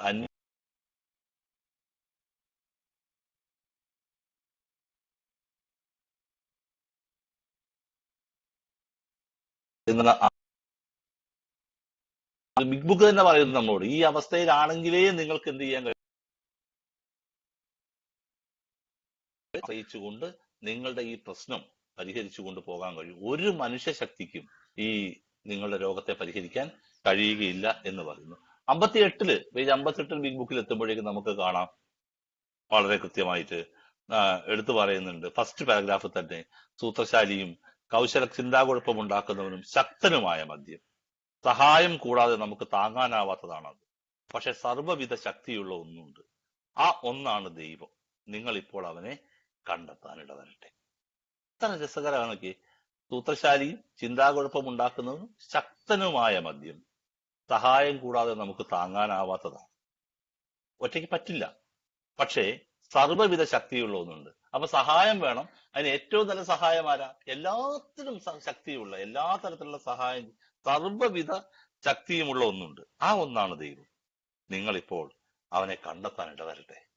നിങ്ങൾ കണ്ടെത്തട്ടെ എന്നല്ല പറഞ്ഞത്, കണ്ടെത്താൻ ഇടവരട്ടെ എന്നാണ് പറഞ്ഞത്. കാരണം സാധ്യത കുറവുണ്ട്, എല്ലാവരും കണ്ടെത്തുന്നില്ല. അങ്ങനെ എല്ലാവരും കണ്ടെത്തിയിരുന്നെങ്കിൽ ഏയിൽ വന്ന മുഴുവൻ ആളുകളും എന്ത് ചെയ്തേനെ? രക്ഷപ്പെട്ടേനെ. എല്ലാവരും ഇത് കണ്ടെത്താത്തത് എന്തുകൊണ്ടാ? കേട്ടപ്പോ തന്നെ ആ അവജ്ഞയോടുകൂടി അതിനെ തള്ളിക്കളഞ്ഞു. അതാണ് അന്വേഷണത്തിന് അതീതമായ അവജ്ഞയോടുകൂടി, അന്വേഷിക്കാൻ മെനക്കെടാതെ. പിന്നെ കോപ്പ് ഓരോന്നൊക്കെ പറയുന്നു, വേറെ വാർത്ത, അവനൊക്കെ ഇപ്പോ കൂടി നിർത്തി സന്യാസിയായിരുന്നേ എന്ന് പറയുന്ന പോലെ ഉള്ള അവസ്ഥയിലേക്ക് പോയത് കൊണ്ട് അവരത് കണ്ടെത്താതെ പോകുന്നു എന്ന് കാണാം. അതുപോലെ തന്നെ നമുക്കറിയാം, നമ്മൾ ഇത്തരത്തിലുള്ള ഇതൊക്കെ എന്റെ ജീവിതത്തിൽ വളരെ കൃത്യമായിരുന്നു. ഞാൻ ഇങ്ങനെ തന്നെയായിരുന്നു. പക്ഷെ ഞാൻ നേരത്തെ പറഞ്ഞില്ലേ, ഏതോ ഒരു ഭാഗ്യം, ആരോ ചെയ്ത പുണ്യം, എനിക്ക് ഇങ്ങനെ ഓരോ സ്ഥലങ്ങളിലൂടെ നടന്നപ്പോൾ കിട്ടിയ ഏതോ ചില സ്പാർക്ക് മാറി ചിന്തിക്കാൻ പ്രേരിപ്പിച്ചത് കൊണ്ടാണ് നിലനിൽക്കാനുള്ള ഇട വന്നത്. ഇന്നൊക്കെ കുറേയും കൂടെ പ്രോഗ്രാം വളർന്നു, ആളുകൾ പ്രോഗ്രാം അറിയാവുന്നവരായി. ഇപ്പൊ എയിലെത്തുന്ന പലരും അവർക്ക് പ്രോഗ്രാം ചെയ്യണമെന്ന ആഗ്രഹത്തോടു കൂടി തന്നെയാണ് വരുന്നത്. നമുക്ക് പ്രോഗ്രാം തന്നെ അറിയത്തില്ലായിരുന്നു വന്ന കാലത്ത്. അപ്പോ എ മീറ്റിംഗ് എന്നല്ലാതെ അതിനപ്പുറത്തേക്ക് എയെ കുറിച്ച് കേട്ടിട്ട് പോലും അറിയില്ലായിരുന്നു. പക്ഷെ ഇന്നൊക്കെ വരുന്ന ആൾക്കാർ ഒരു 6 മാസം 7 മാസം ഒക്കെ ആകുമ്പോഴേ തന്നെ എനിക്ക് പടികൾ ചെയ്താൽ കൊള്ളാമെന്ന് ആഗ്രഹമുണ്ട്, എനിക്ക് എന്നെ സഹായിക്കുമോ, അല്ലെങ്കിൽ എനിക്ക് സ്പോൺസറെ കണ്ടെത്തേണ്ടതുണ്ട് എന്നൊക്കെയുള്ള ബോധ്യത്തോടു കൂടി വരുന്ന ആളുകളാണ്. അത് നമ്മുടെ വളർച്ചയുടെ ഭാഗമായി നമുക്ക് തന്നെ കാണാം. അതുപോലെ തന്നെ ബിഗ് ബുക്കില് പേജ് 46 പേജില് വളരെ മനോഹരമായിട്ട് തന്നെ വീണ്ടും വരുന്നു നമുക്ക് കാണാവുന്ന ഒരു സാധനം. ദൈവത്തെ പറ്റി ഞാൻ നിങ്ങളോട് സംസാരിക്കുമ്പോൾ അർത്ഥമാക്കുന്നത് നിങ്ങളുടെ തന്നെ ആശയത്തിലുള്ള ദൈവത്തെയാണ്. ഇത് പലപ്പോഴും ദൈവസങ്കല്പത്തെ കുറിച്ച് പറയുമ്പോൾ നമ്മൾ എടുത്തു പറയുന്ന ഒരു സാധനമാണ്. അതിന്റെ ഫസ്റ്റ് പാരഗ്രാഫിൽ തന്നെയാണ് കേട്ടോ. അപ്പം ദൈവത്തെ കുറിച്ച് നിങ്ങളോട് 46 ഞങ്ങൾക്ക് ആത്മീയ തലം എന്നാൽ വിസ്തൃതവും എല്ലാം ഉൾക്കൊള്ളുന്നതും ഒരിക്കലും ഒന്നിനെയും പുറന്തള്ളാത്തതുമാണ്. 1ാമത്തെ പാരഗ്രാഫിലാണ്. ഞങ്ങളുടെ ആത്മീയ തലം എന്ന് പറയുന്നതാണ് വിവേകാനന്ദൻ പറഞ്ഞ പോലെയാണ് ചിക്കാഗോയിൽ. ഭാരതത്തിന്റെ സംസ്കാരം എന്ന് പറയുന്നത് ഇൻ സാൻസ്ക്രിറ്റ് അവിടെ എക്സ്ക്ലൂഡ് എന്നൊരു വാക്കില്ല, ഇൻക്ലൂഡ് എന്നേ ഉള്ളൂ. സ്വീകരിക്കുക എന്നുള്ളൂ, തിരസ്കരിക്കുക എന്നൊരു വാക്കില്ല. അതാണ് ഞങ്ങളുടെ പ്രത്യേകത എന്ന് പറഞ്ഞ പോലെ ആത്മീയ തലം എന്നാൽ വിസ്തൃതവും എല്ലാം ഉൾക്കൊള്ളുന്നതും ഒരിക്കലെയും ഒന്നിനെയും പുറന്തള്ളാത്തതും ആത്മാർത്ഥമായി അന്വേഷിക്കുന്ന, ആ വാക്കൊന്ന് ശ്രദ്ധിക്കുക, ആത്മാർത്ഥമായി അന്വേഷിക്കുന്ന, അതാണ് ആത്മാർത്ഥമായ, സിൻസിയർ, ആത്മാർത്ഥമായി അന്വേഷിക്കുന്ന, ആരെയും തടയാത്തതുമായ ഒന്നാണ്. എല്ലാ മനുഷ്യർക്കും വേണ്ടി തുറന്നു കിടക്കുന്ന ഒന്നാണ് അതെന്ന് ഞങ്ങൾ വിശ്വസിക്കുന്നു. അതാണ് 1ാമത്തെ പാരഗ്രാഫിലാണ്. 1ാമത്തെ പാരഗ്രാഫിൽ 1ാമത്തെ ലൈൻ തന്നെ ആ ഒരു ഫുൾ സ്റ്റോപ്പ്, ഞങ്ങൾ കണ്ടുവന്ന ഫുൾ സ്റ്റോപ്പ് കഴിഞ്ഞാൽ വരുന്നതാണ്. ഞങ്ങൾക്ക് ആത്മീയ തലം എന്നാൽ അതാണ് ഒന്നിനെയും പുറന്തള്ളാത്ത, എല്ലാത്തിനെയും സ്വീകരിക്കുന്ന, ആർക്ക് വേണമെങ്കിലും കടന്നു വരാവുന്ന, ആത്മാർത്ഥമായി അന്വേഷിക്കുന്നവർക്ക് ലഭ്യമാകുന്ന ഒന്നാണ് ഈ തലം. അപ്പോ നമ്മൾ ആത്മാർത്ഥമായി അന്വേഷിക്കണമെങ്കിൽ എന്ത് വേണം? നമുക്കതിൽ വിശ്വാസം വരണം. നമുക്കതിൽ ആ വലിയ ശക്തിയിൽ വിശ്വാസം വരണം. ആ വലിയ ശക്തിയിൽ വിശ്വാസം വന്നെങ്കിലേ നമ്മൾ എന്ത് ചെയ്യൂ? ആ അന്വേഷണത്തിനുള്ള കഷ്ടപ്പാട് സഹിക്കാനും അത് അറിഞ്ഞിട്ടേ മതിയാവുകയുള്ളൂ എന്നുള്ള പ്രവർത്തനങ്ങൾക്ക് മുമ്പോട്ട് പോകാനും തയ്യാറാവുകയുള്ളൂ. എല്ലാവർക്കും ഇത് ലഭിക്കും. പക്ഷേ ഈ പറഞ്ഞ ആത്മാർത്ഥമായി അന്വേഷിക്കുന്നവർക്കാണത് ലഭ്യമാവുക. ആരുടെ മുമ്പിൽ തടഞ്ഞു വെച്ചിട്ടില്ലെങ്കിലും ലഭ്യമാവുക എന്ന വസ്തുത നമ്മൾ കാണേണ്ടതാണ്. അതേ പേജിൽ തന്നെ ഉണ്ട്, 46 അതേ പേജിൽ തന്നെ, അതേ ഫസ്റ്റ് പാരഗ്രാഫിൽ തന്നെയുണ്ട്. ദൈവത്തെ പറ്റി ഞങ്ങൾ നിങ്ങളോട് സംസാരിക്കുമ്പോൾ അർത്ഥമാക്കുന്നത് നിങ്ങളുടെ തന്നെ ആശയത്തിലുള്ള ദൈവത്തെ. ഇനി ആരും വഴക്കൂടണ്ട, ഞങ്ങളുടെ ദൈവത്തെ നിങ്ങളോട് പറയുന്നില്ല. നിങ്ങളുടെ മനസ്സിലുള്ള സങ്കല്പം എന്തോ അത് ആത്മീയമായി ഈ ഗ്രന്ഥത്തിൽ നിങ്ങൾ കാണുന്ന എല്ലാ ആശയങ്ങൾക്കും ഇക്കാര്യം ബാധകമാണ്. ആത്മീയത എവിടെയൊക്കെ വരുന്നു, അതാണ് നമ്മൾ ഇംഗ്ലീഷിൽ നോക്കിയാൽ നിങ്ങൾക്ക് കാണാം, ഗോഡ് എന്ന പദം വരുന്നിടത്തൊക്കെ ഗോഡ് ആസ് വി അണ്ടർസ്റ്റുഡ് എന്ന് അണ്ടർലൈൻ ചെയ്ത് കാണാം. നമ്മൾ മനസ്സിലാക്കുന്ന, ഞങ്ങൾ മനസ്സിലാക്കുന്ന, ഞാൻ മനസ്സിലാക്കുന്ന ദൈവം എന്ന സങ്കല്പം. അതുകൊണ്ട് നിങ്ങൾ പ്രശ്നമാക്കണ്ട, നിങ്ങൾക്ക് എന്താണോ ഉള്ളത് അതുപോലെ തന്നെയാണ് നിങ്ങൾക്ക് മുമ്പോട്ട് പോകാൻ കഴിയുക എന്ന കാര്യം നിങ്ങൾ ശ്രദ്ധിക്കുക. അതിനുവേണ്ടി തന്നെ പ്രവർത്തിക്കുക. അങ്ങനെ വരുമ്പോഴാണ് നിങ്ങൾക്ക് എന്ത് ചെയ്യാൻ പറ്റുക? നിങ്ങൾക്ക് ഈ കാര്യങ്ങളിൽ ഈ പറയുന്ന മുൻവിധി കൂടാതെ മതിയായ അന്വേഷണം കൂടാതെ വിധി പറയുന്ന പ്രവണത മാറുകയും നിങ്ങൾ മതിയായ അന്വേഷണത്തിലൂടെ കണ്ടെത്തുകയും ചെയ്യും. വിധി പറയുകയല്ല, കണ്ടെത്തുകയും ചെയ്യുമെന്ന ഒരു കാര്യം വരുന്നത്. നമ്മുടെ ബിഗ് ബുക്ക് തന്നെ 44-ാമത്തെ പേജ് അത് വരുന്നു, വേണ്ടത്ര ശക്തിയുടെ അഭാവം. 44-ാമത്തെ പേജില്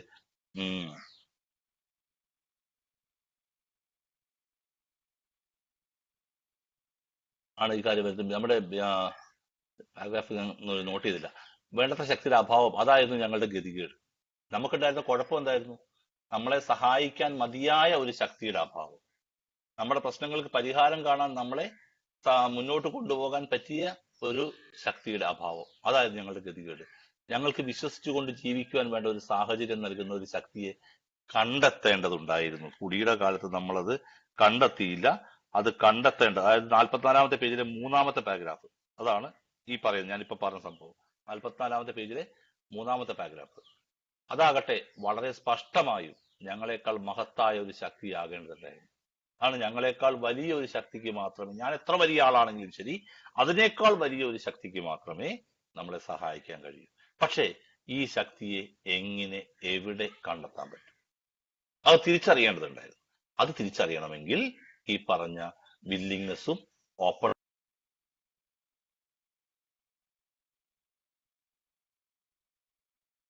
ഈ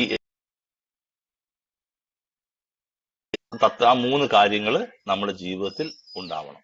അങ്ങനെ ഉണ്ടായെങ്കിൽ മാത്രമേ നമുക്ക് ഈ ശക്തിയെ കണ്ടെത്താനാവൂ. ഈ കാലം നമ്മൾ അന്വേഷിച്ചാണെങ്കിലും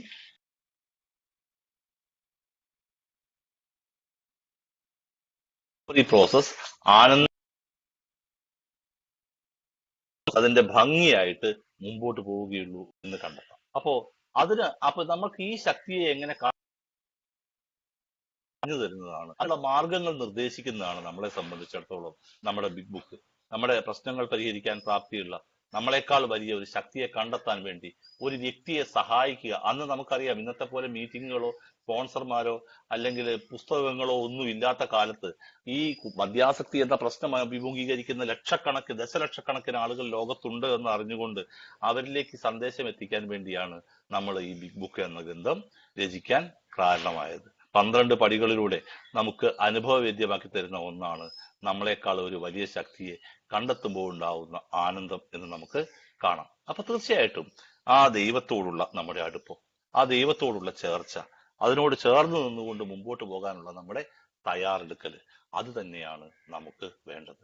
പലപ്പോഴും എയിൽ വന്ന് വർഷങ്ങൾ കഴിഞ്ഞിട്ടും നമ്മുടെ ഈ മാറാത്ത ഒരു സ്വഭാവമാണ് അന്വേഷണത്തിന് അതീതമായ അവജ്ഞ എന്ന് പറയുന്നത്.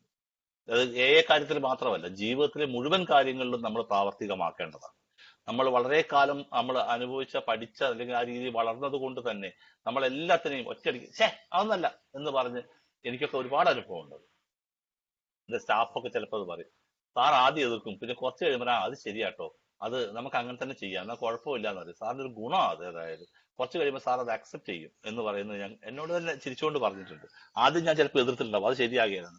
ഈ എതിർക്കുന്നത് ഇപ്പോഴും എനിക്കറിയാം, കൃത്യമായും നമ്മൾ ആലോചിക്കാതെ ഉള്ള ഒരു എതിർക്കലാണ്. കേട്ട പാതി കേൾക്കാത്ത പാതിയുള്ള എതിർക്കലാണ്.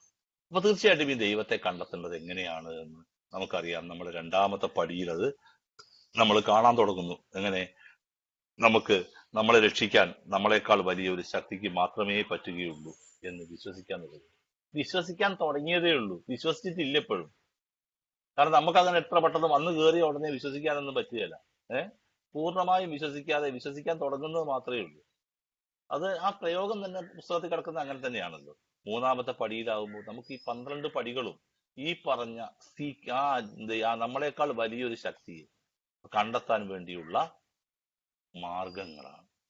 അങ്ങനെ പോകുമ്പോൾ നമുക്ക് ഈ വലിയ ശക്തിയെ അന്വേഷിച്ച് കണ്ടെത്തി ആ ശക്തിയുടെ സഹായത്തോടെ നമ്മുടെ പ്രശ്നത്തിന്, ഏത് പ്രശ്നം, നമ്മുടെ അനിയന്ത്രിതമായ ജീവിതം എന്ന പ്രശ്നത്തിന് അനിയന്ത്രിതമായ സ്വഭാവങ്ങളെയും അല്ല നമ്മുടെ വ്യക്തിപരമായ മറ്റു പ്രശ്നങ്ങളെയും ഒക്കെ പരിഹരിച്ചുകൊണ്ട് നല്ല ഒരു മനുഷ്യനായി ലിവ് ആൻഡ് ലെറ്റ് ലിവ് എന്ന് പറയുന്ന പോളിസിയിലൂടെ മുമ്പോട്ട് പോകുന്ന തരത്തിലുള്ള ഒരാളായി മാറാൻ നമുക്ക് കഴിയും. അതിനുവേണ്ടി രണ്ടാമത്തെ പടിയിലെത്തുമ്പോൾ ഒന്നാമത്തെ പടി നമ്മൾ നേരത്തെ പറഞ്ഞു, വിശ്വസിക്കാൻ തുടങ്ങുന്നു. പതുക്കെ മൂന്നാമത്തെ പടിയിലെത്തുമ്പോൾ നമുക്ക് കാണാം ഞങ്ങളുടെ ഇച്ഛയും ജീവിതവും ഞങ്ങൾ മനസ്സിലാക്കുന്ന ദൈവത്തിന്റെ സംരക്ഷണത്തിൽ വിട്ടുകൊടുക്കാൻ തീരുമാനിച്ചു. ഞാനിപ്പോ വളരെ നന്ദിയോടെ ഓർക്കുന്നു ബ്രഹ്മാനന്ദനെ. കാരണം എന്റെ മുമ്പിലുള്ള 12 പടികളുടെ ഈ ക്യാപ്ഷൻ, ഈ ചെറിയൊരു ലീഫ്ലെറ്റ് അവര് തിരുവനന്തപുരത്ത് ഇന്റർനാഷണൽ കൺവെൻഷന്റെ ഭാഗമായി ചെയ്തതാണ്. ഏത് 2010 13 14 ഫെബ്രുവരിയിൽ നടന്ന. അന്ന് ബ്രഹ്മാനന്ദൻ എനിക്ക് പലർക്കും കൊടുക്കാനായിട്ടൊക്കെ തന്നാണെങ്കിലും ഒന്ന് രണ്ടെണ്ണം ഞാൻ എടുത്തു വെച്ചിരുന്നു. ഇപ്പോഴും ഞാൻ എന്റെ ബിഗ് ബുക്കിൽ വെക്കുന്ന സംഭവം ഇത് തന്നെയാണ്. അതാ ഇപ്പൊ എന്റെ മുമ്പിലുള്ളത്. ബ്രഹ്മാനന്ദന്റെ ഒച്ച നേരത്തെ കേട്ടു, താങ്ക് യു. അപ്പോ ഞങ്ങളുടെ ഇച്ഛയും ജീവിതവും ഞങ്ങൾ മനസ്സിലാക്കുന്ന ദൈവത്തിന്റെ സംരക്ഷണത്തിൽ വിട്ടുകൊടുക്കാൻ തീരുമാനിച്ചു. ആണ് ദൈവത്തിന് തീരുമാനിച്ചുള്ളൂ, വിട്ടുകൊടുത്തില്ല.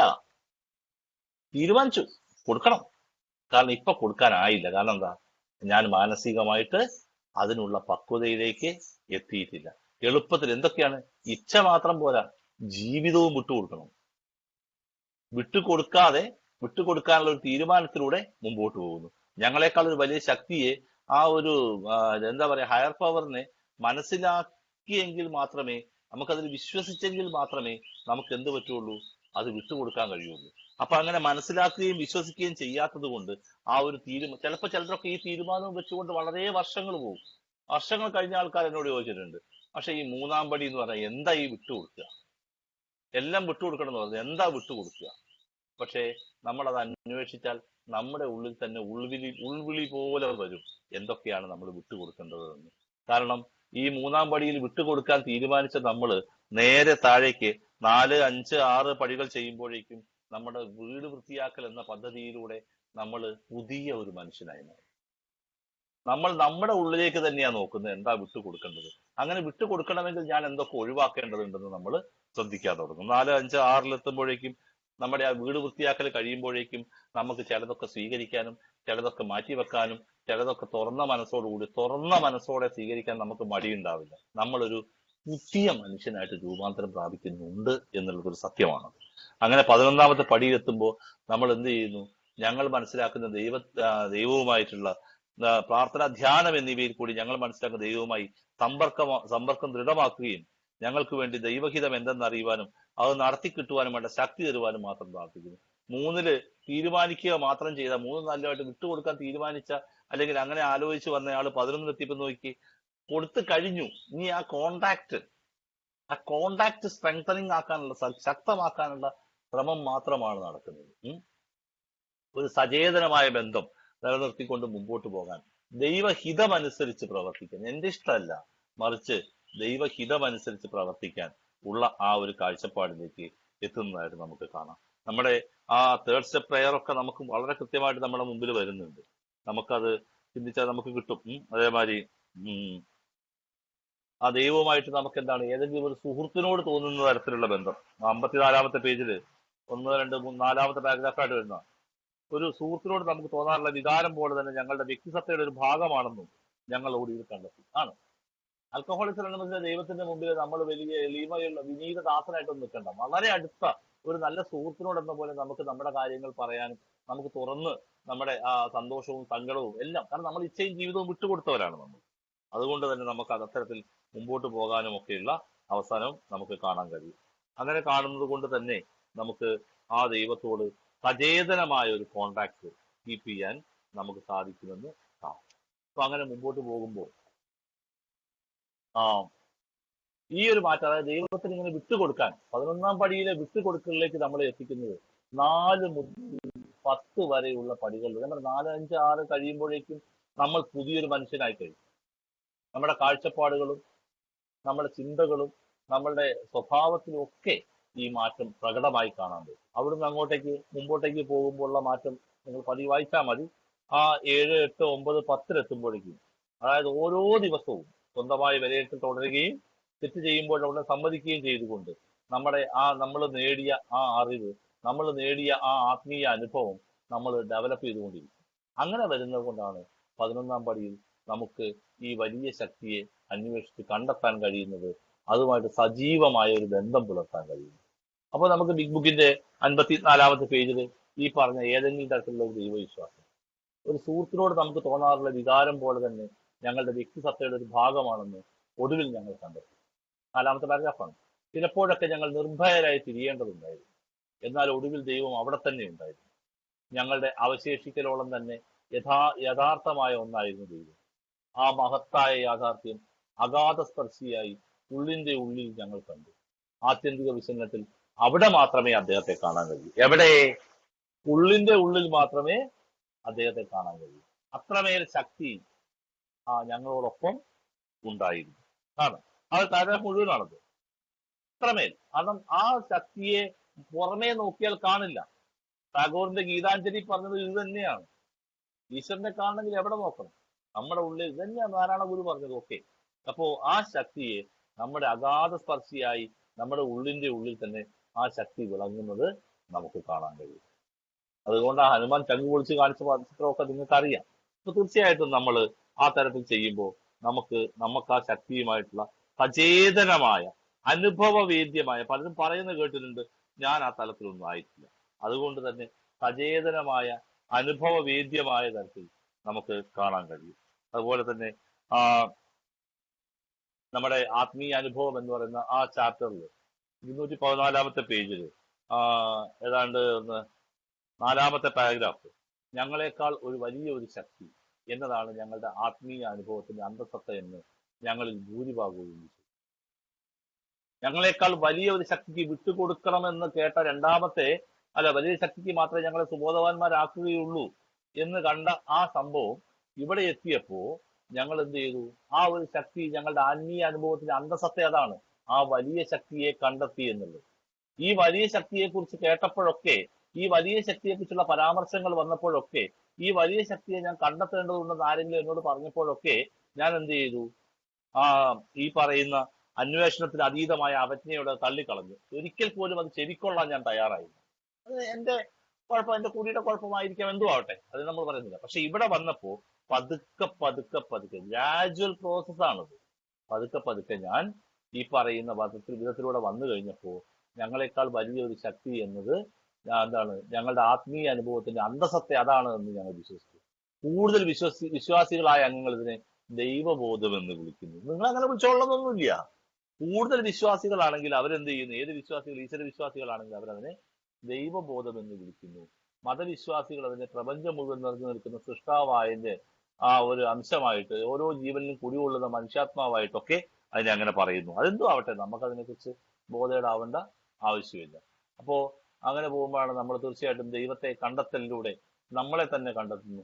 ബിൽ ഡോസ്റ്റൺ, അതായത് AA നമ്പർ 3, നിങ്ങൾക്ക് വേണ്ടി ഒരു വീക്ഷണം എന്ന് പറയുന്ന അധ്യായത്തിൽ AA നമ്പർ 3 ആയ ബിൽ ഡോസ്റ്റൺ ദൈവത്തെ കുറിച്ച് പറയുന്നുണ്ട്. 164ാമത്തെ പേജിലാണ് വന്നത്. അയാൾ ദൈവത്തെ കണ്ടെത്തിയിട്ടുണ്ടായിരുന്നു. ദൈവത്തെ കണ്ടെത്തലിലൂടെ അയാൾ തന്നെ കണ്ടെത്തുകയായിരുന്നു. അപ്പോ നമ്മൾ നമ്മളെ തിരിച്ചറിയുന്നതിലൂടെ, എങ്ങനെ തിരിച്ചറിയുക? യഥാർത്ഥ രൂപത്തിൽ തിരിച്ചറിയുന്നതിലൂടെ, യഥാർത്ഥമായ രീതിയിൽ നമ്മൾ നമ്മളെ തിരിച്ചറിയുന്നതിലൂടെ നമ്മൾ നമ്മുടെ ഈശ്വരനെ കണ്ടെത്തുകയാണ് ചെയ്യുന്നത്. അതുപോലെ നമ്മുടെ 214ാമത്തെ പേജിൽ തന്നെ നമുക്ക് കാണാം ചില അപവാദങ്ങൾ. ജനുവരി 15 ഡെയിലി റിഫ്ലക്ഷൻ ആണ്. ചില അപവാദങ്ങൾ ഒഴിച്ചാൽ ഞങ്ങളുടെ അംഗങ്ങളെല്ലാം തന്നെ നിസ്സംശയമായ ഒരു ആന്തരിക ചോദനയെ തുറന്നു വിട്ടു എന്നും അവർ അതിനെ ഞങ്ങളെക്കാൾ വലിയ ഒരു ശക്തി എന്ന ആശയവുമായി പൊരുത്തപ്പെടുത്തിയിരിക്കുന്നു എന്നും കാണാവുന്നതാണ്. അതും 3ാമത്തെ പാരഗ്രാഫിന്റെ ഏറ്റവും അവസാനത്തെ ഭാഗമാണ്. അത് ജനുവരി 15 DR ആണ്, ഡെയിലി റിഫ്ലക്ഷൻ ആണ്. ചില അപവാദങ്ങൾ ഒഴിച്ചാൽ, ചില എക്സെപ്ഷൻസ് ഒക്കെ ഉണ്ട്. അത് ഒഴിച്ചാൽ ഞങ്ങളുടെ അംഗങ്ങളെല്ലാം തന്നെ നിസ്സംശയമായ ഒരു ആന്തരിക ചേതനയെ തുറന്നു വിട്ടു എന്നും അവർ അതിനെ ഞങ്ങളെക്കാൾ വലിയൊരു ശക്തി എന്ന ആശയവുമായി പൊരുത്തപ്പെടുത്തി ആണ്.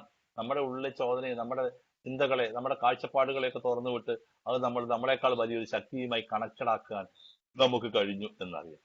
അപ്പോൾ ഇത് കണ്ടെത്തിയവരെ കുറിച്ച് ബിഗ് ബുക്കിന്റെ 62ാമത്തെ പേജിലൊക്കെ പറയുന്നുണ്ട്.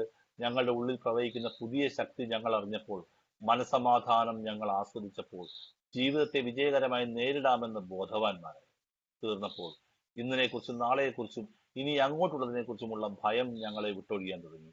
ഞങ്ങൾ പുനർജനിക്കപ്പെട്ടു. അതാണ് ഏറ്റവും പ്രധാനപ്പെട്ട പ്രശ്നം. അറുപത്തി ആ നമ്മുടെ ബിഗ് ബുക്കിന്റെ 62ാമത്തെ പേജിൽ എത്ര രണ്ടാമത്തെ പാരഗ്രാഫിൽ പറയുന്നതാണത്. നമ്മുടെ അവിടെയാണ് നമ്മുടെ തേർഡ് സ്റ്റെപ്പ് പ്രെയർ എന്ന് പറയുന്ന സംഭവം വരുന്നത്. തേർഡ് സ്റ്റെപ്പ് പ്രെയർ ആണ്. അതായത് ദൈവമേ അങ്ങ് ആഗ്രഹിക്കുന്ന പോലെ പ്രവർത്തിപ്പിക്കുന്നു എന്ന് പറഞ്ഞതുപോലെ നമ്മൾ പുനർജനിക്കപ്പെട്ടു. നമ്മൾ നമ്മുടെ ഉള്ളിൽ പ്രവഹിക്കുന്ന ശക്തിയെ കണ്ടെത്തിയപ്പോഴാണ്, ഈ ഒരു പുനർജന്മം സാധ്യമാവുമ്പോഴാണ് നമുക്ക് നമ്മുടെ പുതിയ ജീവിതത്തെ നമുക്ക് പുതിയ രീതിയിൽ കാണാൻ കഴിയും. അങ്ങനെ നമുക്ക് മാനസികവും ശാരീരികവും ആത്മീയവുമായ ഒരു പുതിയ നമുക്കിങ്ങനെ മാനസികവും ശാരീരികവും ആത്മീയവുമായ പുതിയൊരു ട്രാൻസ്ഫോർമേഷനിലൂടെ അല്ലെ പുതിയൊരു മാറ്റത്തിലൂടെ ശാരീരികമായ മാറ്റമുണ്ട്, സൈക്കിക് ചേഞ്ച്, നമുക്ക് മാനസികമായ മാറ്റമുണ്ട്, സ്പിരിച്വലി, മോറൽ, എല്ലാ തരത്തിലുമുള്ള ഒരു പുതിയ മാറ്റത്തിലൂടെ നമ്മുടെ ബിഗ് ബുക്ക് പേജ് 62 പറയുന്നത് എന്താണ്? ആ ശക്തിയെ തിരിച്ചറിഞ്ഞപ്പോൾ, മനസ്സമാധാനം ഞങ്ങൾ ആസ്വദിച്ചപ്പോൾ, ജീവിതത്തിൽ അന്നോളം അറിയാത്ത മനസ്സമാധാനം, എപ്പോഴൊക്കെയോ കുടിച്ച് നല്ല ഫോൺ തിരിഞ്ഞപ്പോൾ മനസ്സമാധാനം ഉണ്ടായെന്നൊക്കെ നമ്മൾ പറഞ്ഞെങ്കിലും സുബോധത്തോടു കൂടി ആ മനസ്സമാധാനം ആസ്വദിച്ചു. ആ വാക്ക് എനിക്ക് വല്ലാതെ സ്ട്രൈക്ക് ചെയ്തൊരു വാക്കാണ്. മനസ്സമാധാനം ആസ്വദിച്ചപ്പോൾ ജീവിതത്തെ വിജയകരമായി നേരിടാമെന്ന് ബോധവാന്മാരെ ആണ്. എന്ത് പ്രതിസന്ധി ഉണ്ടെങ്കിലും ഈ ജീവിതത്തെ ജീവിച്ചുകൊണ്ട് തന്നെ മുമ്പോട്ട് പോകാൻ പറ്റുമെന്ന് ഞങ്ങൾക്ക് മനസ്സിലായി കഴിഞ്ഞപ്പോൾ ഇന്നതിനെക്കുറിച്ചും നാളെക്കുറിച്ചും ഇനി അങ്ങോട്ടുള്ളതിനെ കുറിച്ചുമുള്ള ഭയം ഞങ്ങളെ വിട്ടൊഴിയാൻ തുടങ്ങി. ഞങ്ങൾ പുനർജനിക്കപ്പെട്ടു. ഇതാ 3-ാം പടി. ഈ മൂന്ന് ഭയവും ഇന്നതിനെക്കുറിച്ചും നാളെക്കുറിച്ചും ഇനി അങ്ങോട്ടുള്ളതിനെ കുറിച്ചുള്ള ഭയം ഇല്ലാണ്ടായാൽ നമ്മൾ ഇച്ഛയും ജീവിതവും ഞങ്ങൾ വിശ്വസിക്കുന്ന ദൈവത്തിന്റെ സംരക്ഷണത്തിൽ വിട്ടുകൊടുത്തു കഴിഞ്ഞു. ഈ ഭയമുള്ളത് കൊണ്ടാണ് നമുക്ക് വിട്ടുകൊടുക്കാൻ പേടി. നമ്മൾ എന്തുകൊണ്ടാണ് നമ്മുടെ കുട്ടി സൈക്കിൾ ചവിട്ടാൻ പഠിക്കുമ്പോൾ സൈക്കിളിന്റെ ബാക്കിൽ സീറ്റിൽ നമ്മളിങ്ങനെ പിടിച്ച് ഓടിപ്പിക്കാന്ന് വിചാരിക്കുക. നമ്മൾ എന്തുകൊണ്ടാണ് കൈയൊന്നും എടുത്തു അപ്പൊ തന്നെ ചാടി പിടിക്കുന്നത്? കൊച്ചു വീണ് പോകുമോ എന്ന പേടി കൊണ്ടാണ്. ആ സമയം 2 പിള്ളേരാ പഠിപ്പിക്കുന്നതെന്ന് ശ്രദ്ധിച്ചു നോക്കിയാൽ നിങ്ങൾ, ആ കൊച്ചനും കൈ പിടിച്ചാൽ ഇപ്പോൾ ഒരു വീടില്ലെങ്കിൽ അവനെ ചവിട്ടി പഠിച്ചു. ഭയം നമ്മളെ എല്ലാത്തിൽ നിന്നും പിന്നോട്ട് വലിക്കുന്നു.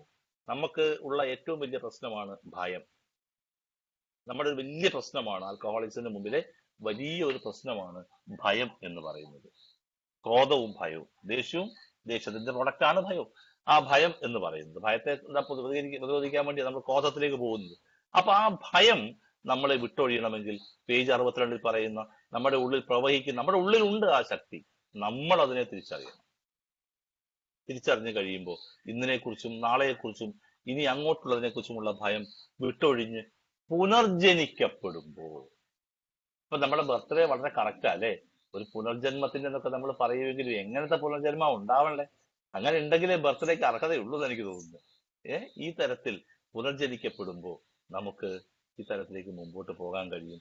അപ്പൊ തീർച്ചയായിട്ടും തുറന്ന മനസ്ഥിതിയിൽ ഒരു മാറിയ മനോഭാവവും സന്നദ്ധതയും എളിമയും ഉൾക്കൊണ്ടുകൊണ്ട് നമ്മൾ മുമ്പോട്ട് പോകുമ്പോൾ വ്യത്യസ്തമായ ആശയങ്ങളെയും അഭിപ്രായങ്ങളെയും ആദരവോടെ ഉൾക്കൊള്ളാൻ, നമ്മൾ നേരത്തെ കാണിച്ച മാതിരി അവജ്ഞയോടെ തള്ളിക്കളയുന്നതിന് പകരം ആദരവോടെ ഉൾക്കൊള്ളാൻ കഴിയുന്ന ഒരു തുറന്ന മനോഭാവം, തുറന്ന മനസ്ഥിതി നമുക്കുണ്ടാവുന്നു.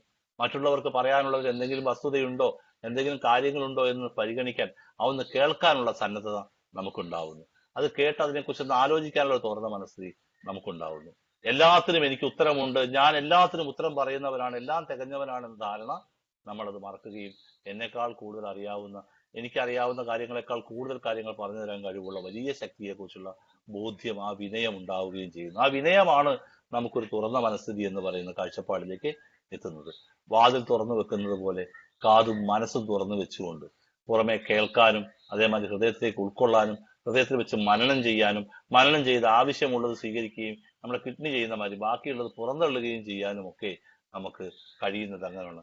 അറിഞ്ഞതിനേക്കാൾ ഇനിയും അറിയാനുണ്ട് എന്നും, നോൺ ടു അൺനോൺ എന്ന് പറയുന്ന മാതിരിയാ, അറിഞ്ഞതിനേക്കാൾ ഇനിയും അറിയാനുണ്ടെന്നും അത് സ്വീകരിക്കാൻ തയ്യാറാവുന്ന മനോഭാവവും, ഞാനല്ല വലിയവൻ, ഞാനാണ് വലിയവൻ നടത്തുന്നത്, ഞാനല്ല വലിയവൻ എന്ന് പറയല്ല അങ്ങനെ ചിന്തിക്കാൻ നമുക്ക് കഴിയുന്നത്. അപ്പോ മുൻവിധിയില്ലാതെ എന്റെ അറിവിനും ധാരണയ്ക്കും വിശ്വാസത്തിനും സങ്കല്പത്തിനും അതീതമായി വളരെ പുതിയ കാര്യങ്ങളും ആശയങ്ങളും അഭിപ്രായങ്ങളും ഉൾക്കൊള്ളുന്നതിൽ അസഹിഷ്ണുതയില്ലാതിരിക്കുക എന്നുള്ളത് തന്നെയാണ് നമുക്ക് തുറന്ന മനസ്ഥിതി എന്ന് പറയാം. ലേൺ ടു ലിസൺ, വളരെ മനോഹരമായ ഒരു പ്രയോഗമാണ് learn to listen and then listen to learn എന്നുള്ളത്. ലേൺ ടു ലിസൺ, നമുക്ക് കേൾക്കാൻ പഠിക്കാം, അതേമാതിരിയോ കേട്ടതിൽ നിന്ന് ചിന്തിച്ച് നമുക്ക് കാര്യങ്ങൾ മനസ്സിലാക്കാൻ കഴിയും. അപ്പോ നമ്മുടെ ആത്മീയ അനുഭവം എന്ന് പറയുന്നത് വീണ്ടും ഞാൻ അവസാനത്തിലേക്ക് വരികയാണ്, അവസാനിപ്പിക്കുകയാണ്. 1:10 എനിക്ക് 2:15 മീറ്റിംഗ് ഉണ്ട്, അതുകൊണ്ടാണ്.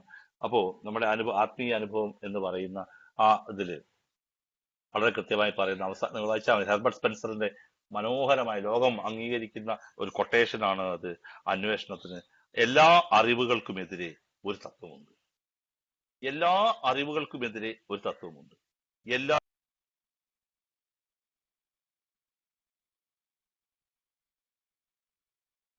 ഇതില് എല്ലാ അറിവുകൾക്കുമെതിരെ ഒരു തത്വമുണ്ട്, എല്ലാ വാദങ്ങൾക്കുമെതിരെ ഒരു തെളിവുമുണ്ട്. അത് മനുഷ്യർ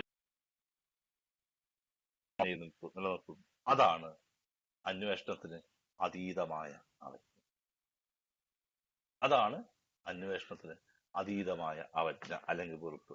അപ്പോ നമ്മൾ തീർച്ചയായും എന്തിനേയും അന്വേഷിച്ച് അതിന്റെ നിജസ്ഥിതി അറിഞ്ഞതിന് ശേഷം മാത്രമേ നമുക്കതിനെ അതിന്റെ യഥാർത്ഥത്തിൽ തള്ളിക്കളയുകയോ സ്വീകരിക്കുകയോ ചെയ്യേണ്ടതുള്ളൂ. അങ്ങനെയുള്ള ഒരു മനസ്ഥിതിയിലേക്ക് എത്താൻ നമുക്ക് കഴിയട്ടെ. ആൽക്കഹോളിക് ആയ ഒരാളെ സംബന്ധിച്ചിടത്തോളം അത്തരം ഒരു മനസ്ഥിതിയിലേക്ക് എത്തുന്നത് നമ്മളെക്കാൾ വലിയ ഒരു ശക്തിയിലേക്ക് വിലയം പ്രാപിക്കുമ്പോൾ ആ വലിയ ശക്തിയുമായി അടുത്ത ബോധപൂർവമായ ആ ഒരു ബന്ധം സ്ഥാപിക്കുമ്പോഴാണ് നമ്മൾ നമ്മളെ തിരിച്ചറിയുകയും നമ്മുടെ കുറവുകൾ തിരിച്ചറിയുകയും നമ്മുടെ മറ്റു കേൾക്കേണ്ടതുണ്ടെന്നും കാണേണ്ടതുണ്ടെന്നും മനസ്സിലാക്കുകയും ചെയ്യുക. അതുകൊണ്ട് തന്നെ എയിലെ നമ്മുടെ ABC എന്ന് പറഞ്ഞ 3 കാര്യങ്ങളും, അതുപോലെ ആദ്യം പറഞ്ഞ തുറന്ന മനസ്ഥിതിയും, ആ പവർലെസ് ആണ് എന്നുള്ള ആ ബോധവും, എന്നേക്കാൾ വലിയൊരു ശക്തിയുടെ സഹായം വേണമെന്നുള്ള തിരിച്ചറിവും ഉണ്ടായിക്കൊണ്ട് നമുക്ക് ആ കാര്യങ്ങളെ മനസ്സിലാക്കിക്കൊണ്ട് മുമ്പോട്ട് പോകാൻ നമ്മുടെ തന്നെ ജീവിതത്തെ, മറ്റുള്ളവരുടെ ജീവിതമല്ല, നമ്മുടെ തന്നെ ജീവിതത്തെ ഈ പറഞ്ഞ ദൈവവുമായിട്ട് സചേതനമായ ബന്ധത്തിലെത്തിക്കാനും നമ്മുടെ ഭയം ഞങ്ങളെ വിട്ടൊഴിയാൻ തുടങ്ങിയെന്ന് 62ാമത്തെ പേജിൽ പറഞ്ഞതുപോലെ നമുക്ക് ഭയം വിട്ടൊഴിഞ്ഞ് പുനർജനിക്കാനും കഴിയട്ടെ എന്ന് ആശംസിക്കുന്നു. ഈ പ്രതിബന്ധങ്ങൾക്കിടയിലൊക്കെ അതിന്റെ പുറകെ കളിച്ച് എന്താ പറയാ ബ്ലൂ ജീൻസിനെ ഉണ്ടാക്കിക്കൊണ്ടുവന്ന ഹരിദാസിനും ഈ സമയത്തും എന്നോടൊപ്പമായിരിക്കുന്ന നിങ്ങൾ ഓരോരുത്തരോടും ഉള്ള നന്ദി അർപ്പിക്കുന്നു. അതോടൊപ്പം തന്നെ ഈ പറഞ്ഞു, ഞാൻ നേരത്തെ വീണ്ടും ആവർത്തിക്കുന്നു, ഇന്നിനെക്കുറിച്ചും നാളെക്കുറിച്ചും ഇനി അങ്ങോട്ടുള്ളതിനെ കുറിച്ചുമുള്ള ഭയം ഞങ്ങളെ വിട്ടൊഴിയാൻ തുടങ്ങണം. വിട്ടൊഴിയണം, അത് സംശയം വേണ്ട. അത് വിട്ടൊഴിയണമെങ്കിൽ 3ാമത്തെ പടി കൃത്യമായി നമുക്ക് ചെയ്യാൻ കഴിയണം. 3ാമത്തെ പടിയുടെ അത്ഭുതം അവിടെയാണ്. അപ്പോ ഞങ്ങൾ പുനർജനിക്കപ്പെട്ടു. നമുക്ക് ഓരോരുത്തർക്കും വീണ്ടും ഒരു റീബേർത്ത് ആഘോഷിക്കാൻ കഴിയട്ടെ എന്ന് ആശംസിക്കുന്നു. എല്ലാവർക്കും നന്ദി. Thank you sir, thank you very much. തീർച്ചയായിട്ടും ആൽക്കഹോളിക് അനോണിമസിന്റെ ഒരു ആത്മീയ ആശയങ്ങൾ തന്നെയാണ് മാഷ് ഇവിടെ നമ്മളുമായിട്ട് പങ്കുവച്ചത്.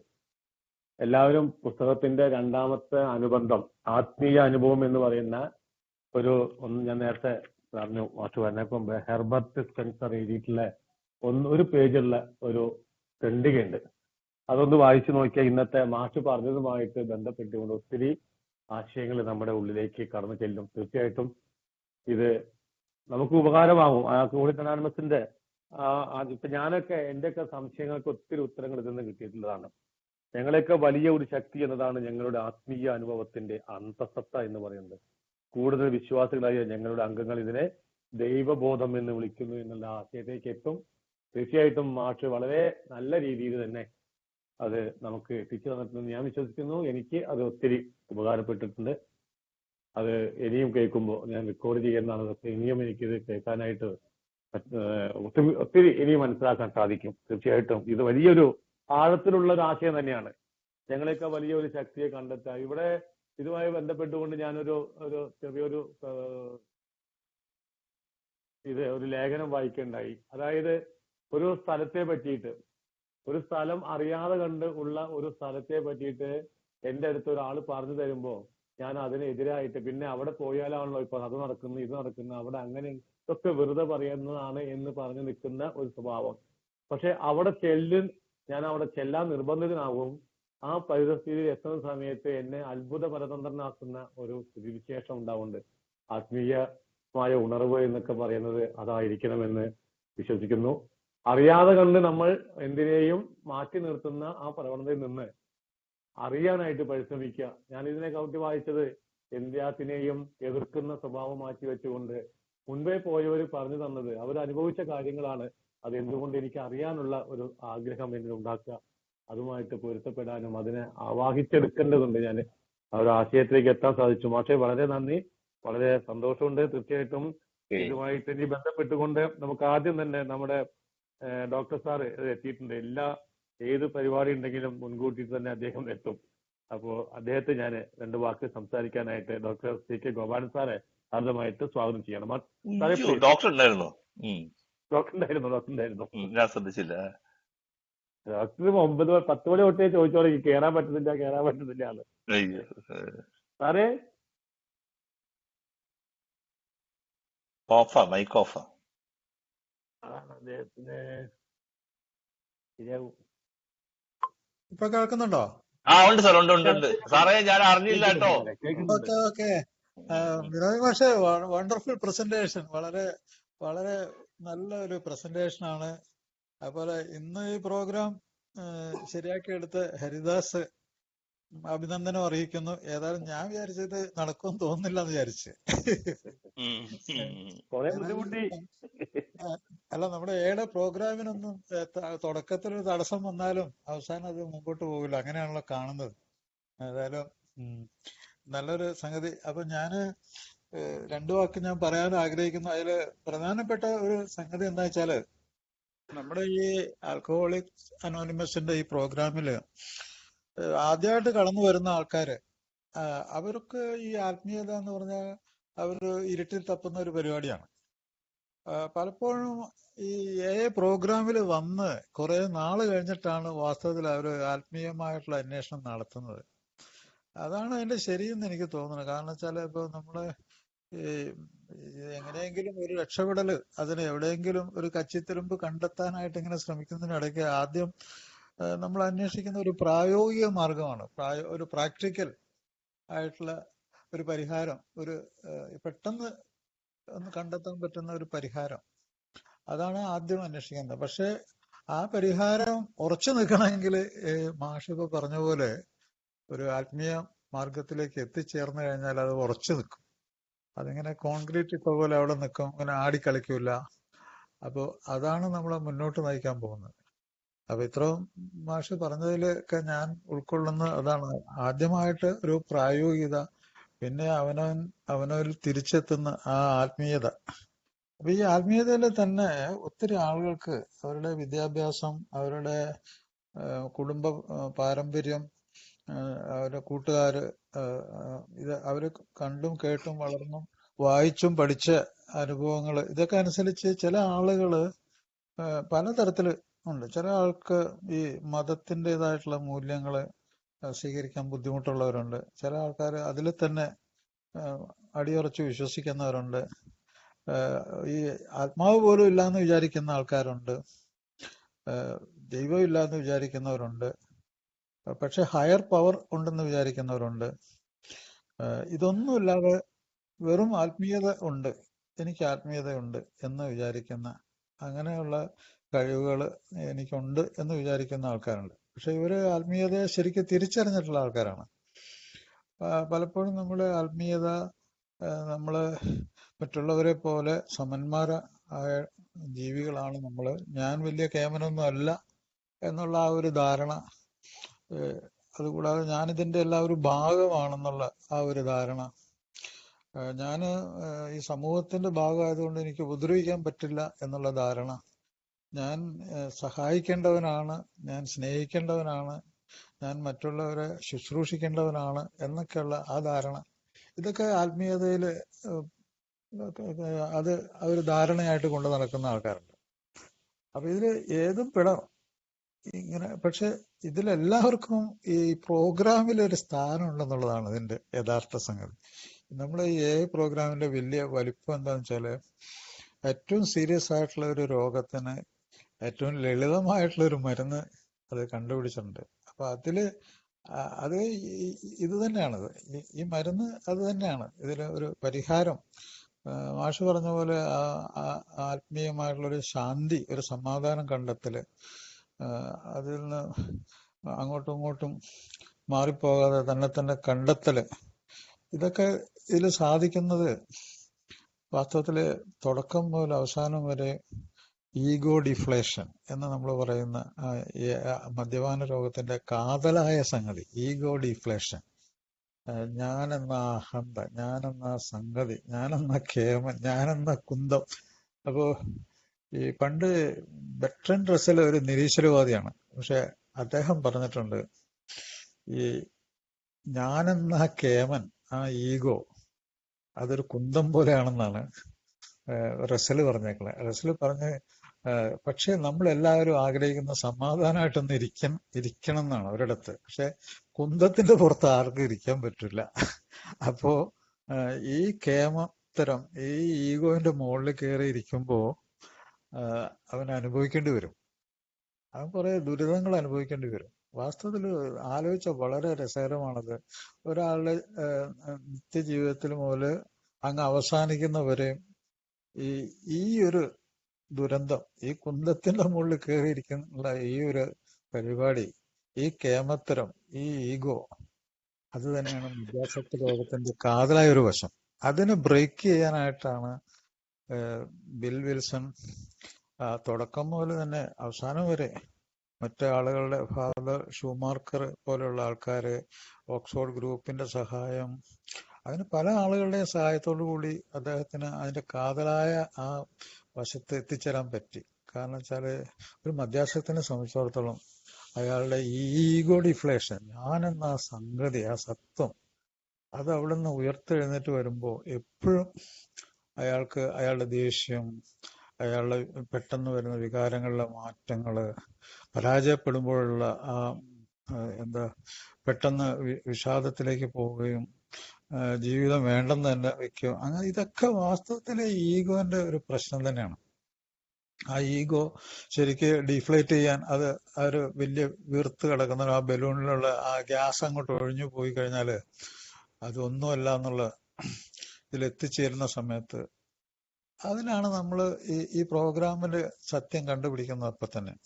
പക്ഷെ എന്റെ സുഹൃത്തുക്കളോട് എനിക്ക് പറയാനുള്ളത് വെച്ചാല്, വരുന്ന ആളുകളില് ആത്മീയത നമ്മൾ അടിച്ചേൽപ്പിക്കാതെ അവനെ പ്രായോഗികതയിലെ മാർഗത്തിലൂടെയെങ്കിലും ഒരു 5-6 മാസം അവനെ ഈ പ്രോഗ്രാമിലെ ആളുകളായിട്ട് കൈകോർത്ത് പിടിച്ച്, അവനെ സ്നേഹിക്കുന്ന ആളുകള്, അതിൽ കൂടി അവൻ പോയി, അവൻ ഗ്രാജുവലായിട്ടാണ് മനസ്സിലാക്കേണ്ടത്.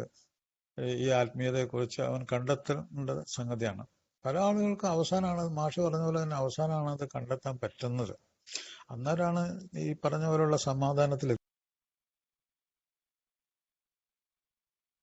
അവര് ഒരു 5-6 മാസം മുന്നോട്ട് കൊണ്ടുപോകുമ്പോൾ പിന്നീട് ഈ ആത്മീയ മാർഗത്തെ അന്വേഷിക്കുന്നത് അവർക്ക് ഈ ഫിലോസഫി, ഈ തത്വദർശനത്തിൽ അവർക്കത് വളരെ രസകരമായിരിക്കും.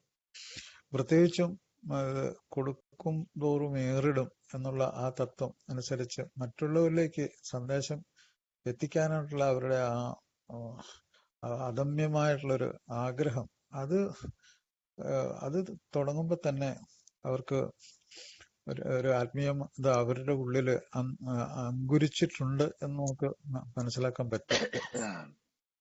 പക്ഷെ ഒരു കാര്യം, ഇതിലെല്ലാം ഏറ്റവും പ്രധാനപ്പെട്ട സംഗതി, ഒരുമിച്ച് നിന്ന് നേരിടുമ്പോ ഗ്രൂപ്പായിട്ട്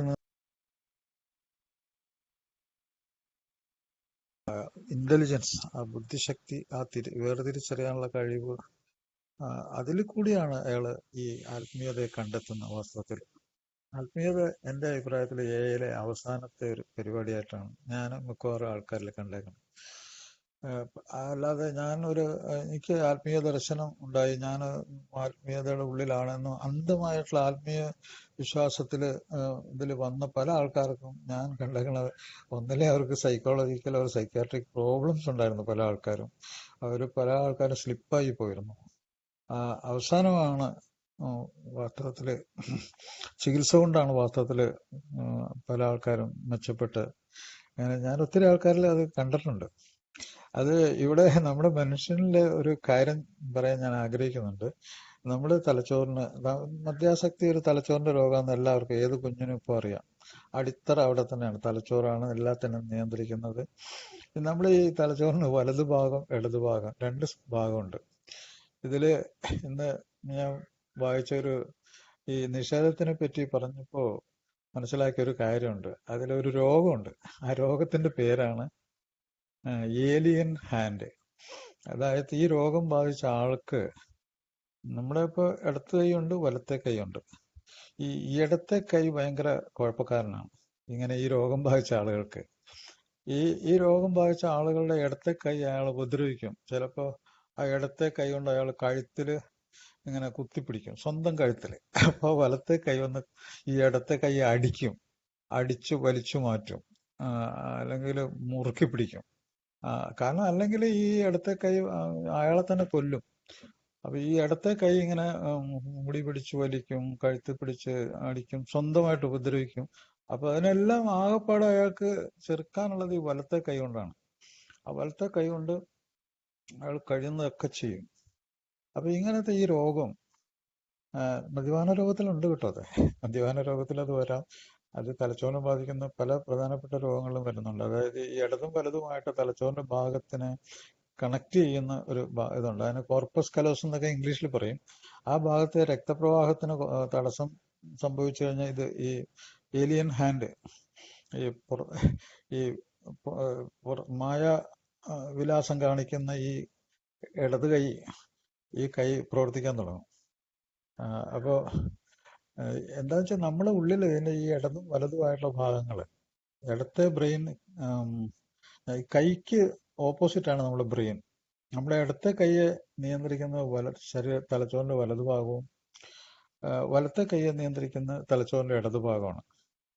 അപ്പൊ ഈ വലത് ഭാഗത്തെ ബ്രെയിൻ, അതായത് ഇടത്തെ കൈ നിയന്ത്രിക്കുന്ന ഈ വലതു ഭാഗത്തെ ബ്രെയിൻ ആണ് കൂടുതലും നമ്മളെ നിഷേധിയാകാൻ പ്രേരിപ്പിക്കുന്നതും, നമ്മളെ സംശയരോഗിയാക്കി മാറ്റുന്നതും, നമ്മളുടെ സ്വഭാവങ്ങളെ തിരുത്താൻ പറ്റാത്ത രീതിയിൽ അത് മുമ്പോട്ട് കൊണ്ടുപോകുന്നതൊക്കെ ഈ വലത്ത് ബ്രെയിനാണ്. അതായത് ഇടത്ത് കൈയുടെ ആധിപത്യത്തിലുള്ള. അതേസമയം ഇടത്തെ ബ്രെയിൻ, അതായത് വലത്തെ കൈയെ നിയന്ത്രിക്കുന്ന ഇടത്തെ ബ്രെയിൻ കൺസ്ട്രക്റ്റീവ് ആണ്. അത് സൃഷ്ടിപരമാണ്. അത് സ്വീകരിക്കും, അത് വിശ്വസിക്കും. ആ സ്വീകാര്യതയിലും വിശ്വസ്തയിലും നമുക്ക് നിലനിൽപ്പുണ്ട്. അത് നിലനിൽപ്പിൽ കൂടി നമ്മളെ ബുദ്ധിപരമായിട്ട് തന്നെ മുന്നോട്ട് പോകും. ഇടത്തെ ബ്രെയിൻ ബുദ്ധിപരമുണ്ട്, പക്ഷെ വലത്തെ ബ്രെയിനാണ് നമ്മുടെ ആത്മീയത വാസ്തവത്തിലിരിക്കുന്ന അവിടെ മുഴുവനും. നമ്മൾ ആത്മീയതയായിട്ട് മാറ്റുന്നതൊക്കെ വലത്തെ ബ്രെയിനിൽ കൂടി തന്നെയാണ്. അപ്പൊ ഇത് രണ്ടും കൂടി സമന്വയിക്കണം. സമന്വയിച്ച് ഒരുമിച്ച് ഇന്റഗ്രേറ്റഡ് ആയിട്ട് ഒരുമിച്ച് പ്രവർത്തിക്കണം. അപ്പൊ ഒരുമിച്ച് പ്രവർത്തിക്കണമെങ്കിൽ നമ്മുടെ ബോധമണ്ഡലത്തില് പല ആവശ്യങ്ങൾ ഉണ്ട്. അതിൽ ഏറ്റവും പ്രധാനപ്പെട്ടാണ് ഈ ഈഗോ ഡിഫ്ലേഷൻ.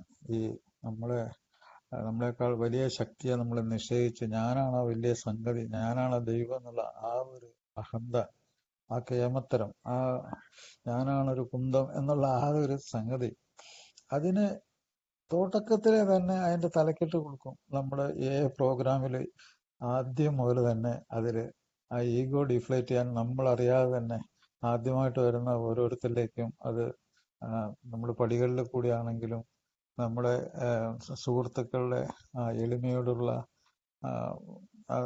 ഷെയറിങ്ങിൽ കൂടിയെല്ലാം അത് ഒരു പുതുമക്കാരനിലേക്ക് അറിയാതെ അവന്റെ മനസ്സിലേക്ക് അത് കടന്നു വരും. അത് ആ എളിമയോടുകൂടി ആ വാക്കുകൾ പറയുമ്പോൾ സ്വാഭാവികമായിട്ട് തന്നെ അവന്റെ നിഷേധം തകർക്കപ്പെടുകയാണ്, അവന്റെ ഈഗോ മാറ്റം വരുവാണ്. അപ്പൊ അങ്ങനെ ഒരു യാഥാർത്ഥ്യ ജീവിതത്തിലേക്ക് എത്തിച്ചേരാൻ പറ്റും. ഈ മദ്യാസക്ത രോഗം ഏറ്റവും പ്രധാനപ്പെട്ട സംഗതി വെച്ചാൽ അത് യാഥാർത്ഥ്യത്തെ നമ്മുടെ തലച്ചോറിൽ നിന്ന് എടുത്തു കളയും. നമ്മൾ തീരെ യാഥാർത്ഥ്യബോധം ഇല്ലാത്തൊരു മനുഷ്യനായി മാറും. നമ്മളെ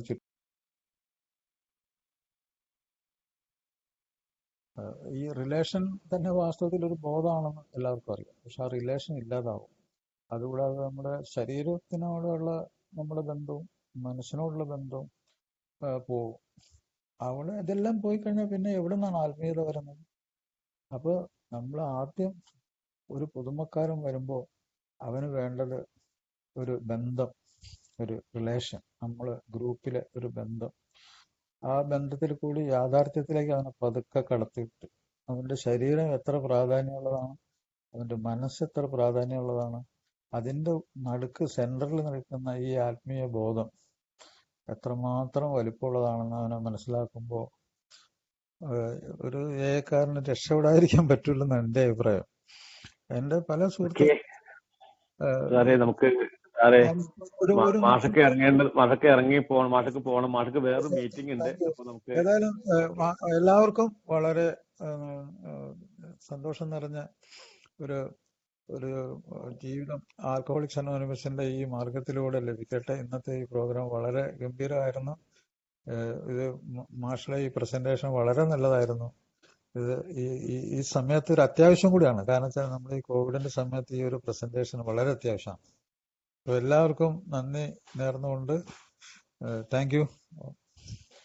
തീർച്ചയായിട്ടും നമുക്ക് ഇതേ ഗ്രൂപ്പിൽ തന്നെ നമുക്ക് ബോബാൻ സാറിന്റെ ഇതുമായി ബന്ധപ്പെട്ടുകൊണ്ട് ഒരു സബ്ജക്ട് നമുക്കൊരു ദിവസം വെക്കണം. അപ്പൊ ഇതിന് കുറച്ചും കൂടി നമുക്ക് കാര്യങ്ങൾ ഇപ്പൊ മാഷ് സാറ് പറയുകയാണെങ്കിൽ എത്ര സംസാരിച്ചാലും നിങ്ങൾക്ക് അത് വളരെ ആഗ്രഹമുള്ളതാണ് കേൾക്കാനായിട്ട്. പക്ഷെ നമ്മുടെ സമയം അനുവദിക്കാത്ത സോറി ഞാൻ പറഞ്ഞു പോയെന്ന് മാത്രമേ ഉള്ളൂ. നമ്മുടെ സമയം ഞങ്ങൾക്ക് ആഗ്രഹമാണ്, എത്ര കേൾക്കാനും ഞങ്ങൾക്ക് ആഗ്രഹമാണ്. പക്ഷെ ഇവിടെ സമയത്തിന്റെ ഒരു ദൗർബല്യം നേരിടുന്ന കാരണം മാത്രമാണ്. അതുകൊണ്ട് സോറി. ഇനി നമുക്ക് മാഷക്ക് ഒരു നന്ദി പറയാ എന്നുള്ളതാണ് വളരെ അത്യാവശ്യം. അതിന് നമ്മുടെ മേരിക്കുട്ടി ടീച്ചർ വന്നിട്ടുണ്ട്. ഇതുമാതിരി തന്നെ ടീച്ചറും കയറാൻ അലനോൺസ് ആരും ഈ കാര്യങ്ങൾ അറിഞ്ഞിട്ടില്ല എന്നുള്ളതാണ് ഇന്നത്തെ ഈ സബ്ജക്റ്റിന്റെ. എന്ത് സംഭവിച്ചറിയില്ല, എല്ലാ ഏക്കാരോടും പറഞ്ഞിട്ടുണ്ടാണ് ഇതൊരു അലനോൺ മീറ്റിംഗ് കൂടിയാണ് എന്നുള്ളത്. അതുമാതിരി തന്നെ അലറ്റീനുണ്ടെന്ന് പറഞ്ഞിട്ടുണ്ടായിരുന്നു. പക്ഷെ ആരും അതിന് വേണ്ടത്ര പ്രാധാന്യം കൊടുത്തിട്ടില്ല എന്ന് തോന്നുന്നു. ഏതായാലും ഞാൻ ടീച്ചറെ വിളിച്ചപ്പോ ഞാൻ ടീച്ചറോടൊന്ന് ചോദിച്ചത്, എന്താ ടീച്ചറെ ആരും കാണാനില്ലോ അലനോൺസ്? അപ്പൊ ടീച്ചർ പറഞ്ഞിട്ടില്ല. അപ്പൊ എന്നാലും ടീച്ചർ കയറിയിട്ടുണ്ട്. അപ്പൊ ടീച്ചറെ 2 വാക്ക് കേൾക്കാൻ നമുക്ക്. ടീച്ചറെ പ്ലീസ്.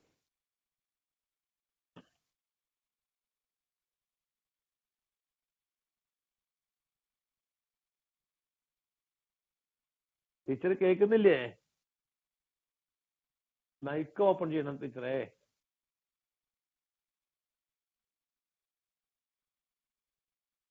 എന്താ അറിയുന്നില്ല.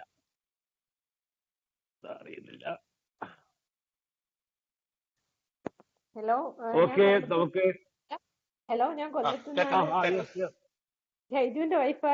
ഞാനും ജയന്റോടൊപ്പം കേൾക്കുന്നുണ്ടായിരുന്നു. സാറ് പറഞ്ഞ ദൈവത്തിലുള്ള വിശ്വാസം നന്നായിട്ട്, സത്യം പറഞ്ഞാൽ ഞാൻ അത് ഒരുപാട് എനിക്ക് വളരെയധികം ഇഷ്ടപ്പെട്ടു. നന്ദി. ഇതുപോലുള്ള പരിപാടികൾ ഇനിയും സംഘടിപ്പിക്കണം. വളരെ നന്നായിരുന്നു. Thank you. അപ്പൊ ഇതില് അലനോൺസ് വേറെ രീതിയിൽ കേൾക്കുന്നുണ്ടായിരുന്നു. മതി. ഓക്കെ, സന്തോഷമുണ്ട് ഷൈജു. ടീച്ചർ കേൾക്കുന്നില്ല. അടുത്ത ആരാണ്? ലാൽജി MP. കൃഷ്ണൻ നിൽക്കാണ്ടൊക്കെ ആൾക്കാരെ MP MLA ആവുന്നത്. ലാൽജി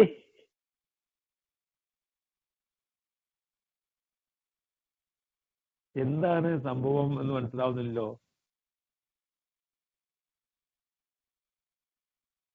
അപ്പൊ ഞാനൊരു കാര്യം ചെയ്യാം. ആർക്കാണ് മാഷക്ക് അല്ലെങ്കിൽ എന്തെങ്കിലും നിങ്ങൾക്ക് ചോദിക്കാണെങ്കിൽ ചോദിച്ചോളൂ. ഇനി നന്ദി പറയാന്നുള്ളത് മാത്രമല്ല, ചോദിക്കാനുള്ളത് ചോദിക്കാം. ഞാൻ ഒന്നും മിണ്ടാതെ നിൽക്കാം. ആർക്കാരും ചോദിച്ചോളൂ പ്ലീസ്. സമയം കളയണ്ട. 2 മണി ആവുമ്പോൾ മുമ്പ് മാഷ് പോകും.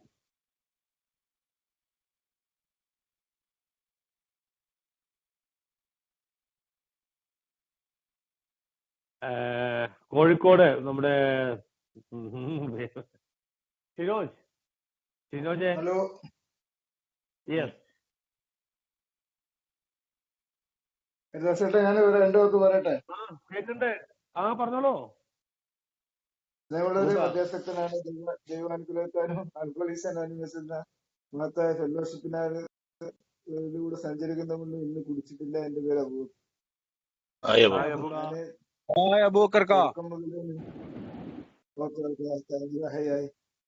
തുടക്കത്തിൽ തന്നെ നമ്മളെ തോമസ് സാറിന്റെ ഷെയറിങ് കേട്ടു. അപ്പൊ അതിൽ ഏക്കാരുടെ വസ്ത്രധാരണം മറ്റുള്ളത് ഞാൻ ഇന്ന് ഇപ്പൊ വീട്ടിൽ നിന്ന് രാവിലെ മടി പിടിച്ച് കാരണം രാവിലെ കുളിച്ചിട്ടൊന്നുമില്ല.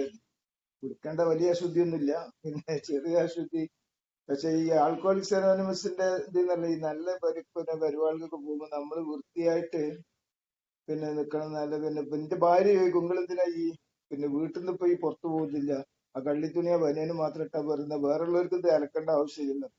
അപ്പൊ ഞാൻ പറഞ്ഞ ഏറ്റവും കൂടുതൽ എനിക്ക് മീറ്റിങ്ങിലായാലും നിസ്കരിക്കുമ്പോഴായാലും ഞാൻ ദൈവം എന്നെ വൃത്തിയായിട്ട് കാണാനാണ് ആഗ്രഹിക്കുന്നത്.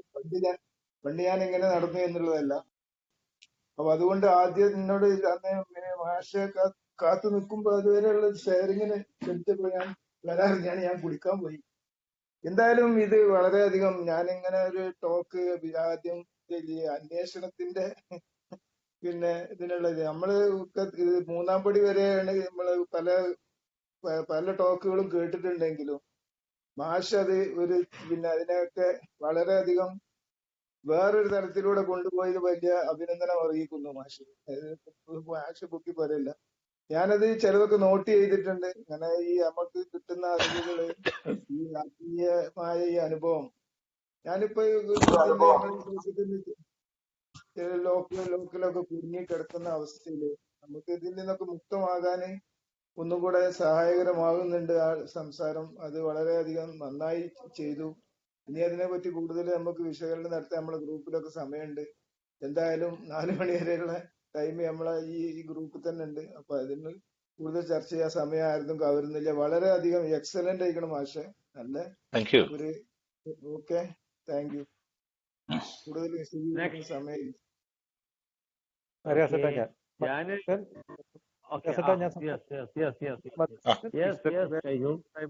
ഇന്നേ ദിവസം മദ്യപിച്ചിട്ടില്ല. എന്റെ പേര് ഷൈജു. ശരിക്കും വളരെ വളരെ മനോഹരമായ സബ്ജക്റ്റ്. പക്ഷെ ഞാനിത് ശരിക്കും രാവിലെ മുതലേ വളരെ ഇതിലിരിക്കുകയായിരുന്നു. കാര്യം ഈ കണ്ടംപ്റ്റ് പ്രിയർ ടു ഇൻവെസ്റ്റിഗേഷൻ, അതായത് നമ്മൾ ആ ഒരു അന്വേഷണത്തിന് മുമ്പ് ഇതിനകത്ത് കൂട്ടായ്മയിൽ ഏറ്റവും കൂടുതൽ സംഭവിച്ചുകൊണ്ടിരിക്കുന്ന ഒരു കാര്യമാണ്. ഞാനപ്പോ എനിക്ക് കൊല്ലത്തൊക്കെ ഈ കാര്യങ്ങൾ ഇങ്ങനെ വന്നിട്ട് നമ്മൾ ഇതിനെപ്പറ്റി പറയുമ്പോഴത്തേക്ക് എന്താണെന്ന് തിരിച്ചറിയുന്നതിന് മുമ്പേ തന്നെ അതിനൊരു മുൻധാരണയോടുകൂടി അതിനെ ആ കാണുന്ന രീതി, അത് ശരിക്കും ആ ഒരു ടൈറ്റിലിൽ തന്നെ അതിനകത്ത് കംപ്ലീറ്റ് ആയിട്ട് ഉണ്ടായിരുന്നു എന്നുള്ളതാണ്. അത് കാരണം വളരെ താല്പര്യത്തോടുകൂടി തന്നെ നിൽക്കുകയായിരുന്നു. അപ്പൊ ഇന്നിപ്പോ ഞായറാഴ്ച മറ്റു കാര്യങ്ങളൊന്നും ഇല്ല എന്നുള്ളതുകൊണ്ട് കുടുംബമായിട്ട് തന്നെ ഇരിക്കാൻ പറ്റി. പക്ഷെ മാഷ് അത് കൊണ്ടെത്തിച്ചത് 3-ാം പടിയിലായപ്പോഴത്തേക്ക് അത് വളരെ മനോഹരമായി. കാര്യം 99, ഞാൻ എപ്പോഴും പറയുന്നൊരു കാര്യം, 99.99% പോരാ, 100% വിട്ടുകൊടുക്കാൻ ദൈവത്തോട് കഴിഞ്ഞെങ്കിൽ മാത്രമേ എനിക്ക് ഇതിനകത്ത് നീതിപൂർവ്വം നിൽക്കാൻ പറ്റുള്ളൂ എന്ന് ഞാൻ മനസ്സിലാക്കിയിട്ടുണ്ടായിരുന്നു. ഒരല്പം പോലും സംശയത്തിന് ഒരിത് കൊടുക്കരുത്. പക്ഷെ ഇന്ന് മാഷിന്റെ ആ ഒരു ഇത് ഞാൻ തീർച്ചയായിട്ടും എൻ്റെ വൈഫിനെ കൂടെ വിളിച്ചിരുത്തിയത് ആ ഒരു കാര്യം നീയും കൂടെ ഉൾക്കൊള്ളുക എന്നുള്ള രീതിയിലായിരുന്നു. അതെനിക്ക് വളരെ ചാരിതാർത്ഥ്യത്തോടെ തന്നെ പറയുന്നു. മാഷ് അത് നന്നായിട്ട് നീതിപൂർവ്വമായിട്ട് തന്നെ പെരുമാറി എന്നുള്ളതാണ് ഇത്രയും സംസാരിച്ചത്. ഇത്ര ലേറ്റ് ആയെങ്കിലും അത് വളരെ നന്നായി, വളരെ മനോഹരമായിട്ട് തന്നെ പറഞ്ഞു. എനിക്ക് ഒരുപാട് പ്രയോജനപ്പെട്ടു കുടുംബമായിട്ട്. സന്തോഷം മാഷെ. Thank you. എന്തായാലും തമാശയിലും ഞാനൊരു കാര്യം പറയട്ടെ, ഈ സബ്ജക്ട് കണ്ടുപിടിച്ച ആൾക്കും ഒരു താങ്ക്സ് സംഭവം. സംഭവിക്കാനൊന്നും പോണില്ല.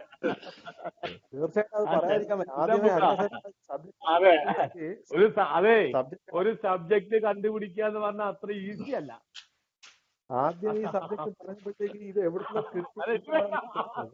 പക്ഷെ പിന്നീട് എന്തായാലും പറയാതിരിക്കാൻ പറ്റും. ഹരിയാസാറിനും അതിനൊരു താങ്ക്സ്. ഓക്കെ, അടുത്തത് ആരാ? നീ അടുത്ത ആള് ടീച്ചർ കേൾക്കുന്നുണ്ടോ? ഞാൻ കേൾക്കുന്നുണ്ട്.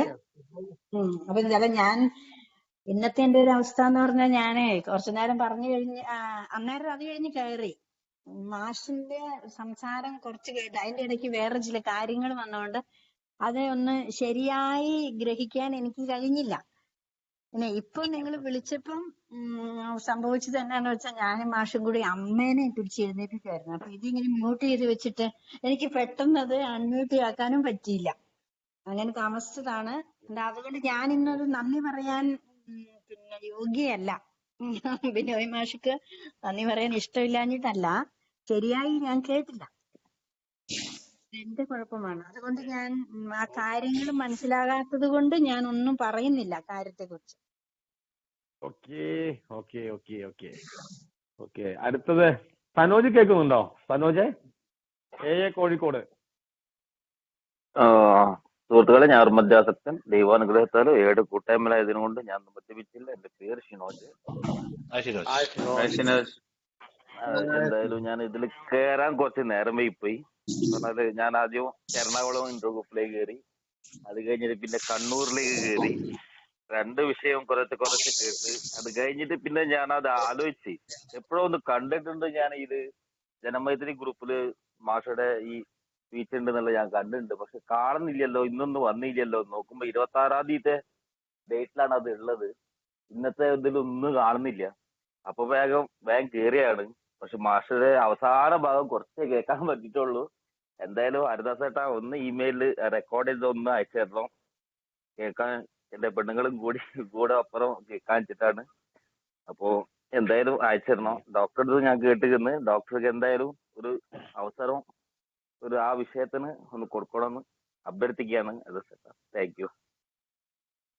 Thank you. ജോസഫ് സാർ എന്ത് പറയണോ? തൊടുപുഴ ഞങ്ങളുടെ ഗ്രൂപ്പിന്റെ മോഡറേറ്റർ കൂടിയാണ് കേട്ടോ അദ്ദേഹം. പ്രിയപ്പെട്ടവരെ, അമിത മദ്യപാന രോഗിയാണ്. ദിവസം കുടിച്ചിട്ടില്ല. പേര് ജോസഫ്. ജോസഫ് സാർ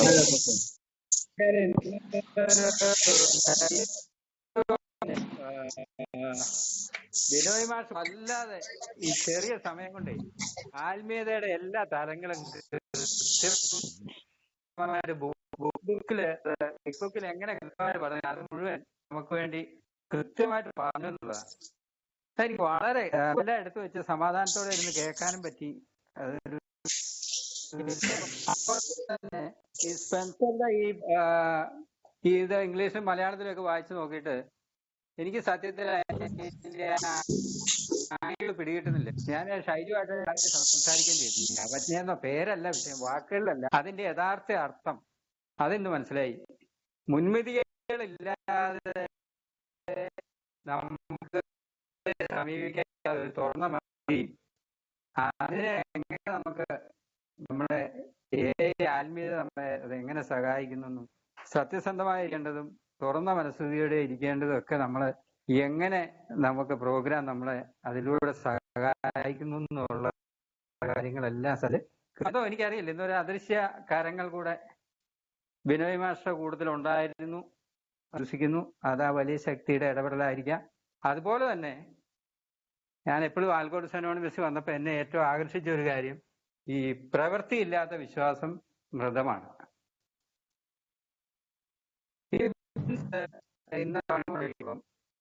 നമ്മളെ പ്രവൃത്തിയില്ലാതെ ഇവിടെ നിന്ന് വായിക്കുവോ അല്ലെങ്കിൽ ആർക്കൊന്നും ചെയ്തുകൊണ്ട് തിരിച്ചു വരില്ല. നമ്മുടെ പ്രിയപ്പെട്ട ഹരിദാസേട്ടൻ അതിൽ പ്രവർത്തിച്ചു, അതിന്റെ ഫലം കണ്ടു, നമ്മളെല്ലാം അനുഭവിച്ചു. സത്യത്തിൽ ആൽക്കോഹോളിക്സ് അനോണിമസ് ഇത് തന്നെയാണ്. നമ്മൾ പ്രവൃത്തിയില്ലാത്ത ഒരു വിശ്വാസത്തിനും ഒരു പ്രാർത്ഥനയും ആൽക്കോഹോളിക്സ് അനോണിമസില് സ്ഥാനമില്ല എന്ന് തന്നെയാണ് ഞാൻ വിശ്വസിക്കുന്നത്. അത് തിരിച്ച അഭിപ്രായമുള്ള മാസ്റ്റർക്ക്, നമ്മുടെ മോഡറേറ്റർക്ക് എല്ലാവിധ അഭിനന്ദനങ്ങളും പറഞ്ഞ് നിർത്തുന്നു. നന്ദി, നമസ്കാരം. Thank you. അടുത്തതാരാണ്? വരൂ വരൂ വരൂ വരൂ, കടന്നു വരൂ, സമയം പോകുന്നു.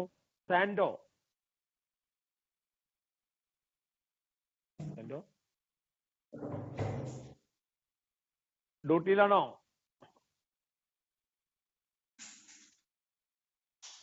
സുനിൽ ടിയു. മധ്യാസക്തനാണ്. എയുടെ കൂട്ടായ്മയിൽ ഈശാന ചെയ്താലും ഇന്നത്തെ ഈ നിമിഷം മദ്യപിച്ചില്ല. എൻ്റെ ഒരു സുനിൽ. ഹായ്.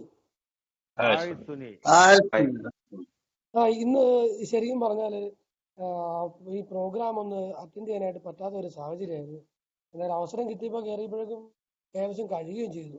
എങ്കിലും സാരമില്ല, പങ്കെടുത്തു എന്നുള്ള ആ ഒരു ഇത് മാത്രമേ ഇന്നുള്ളൂ. പങ്കു ചേർന്നുള്ള മാത്രമേ ഒരു ഇതുള്ളൂ. എങ്കിലും പറഞ്ഞത് കേട്ടിട്ട്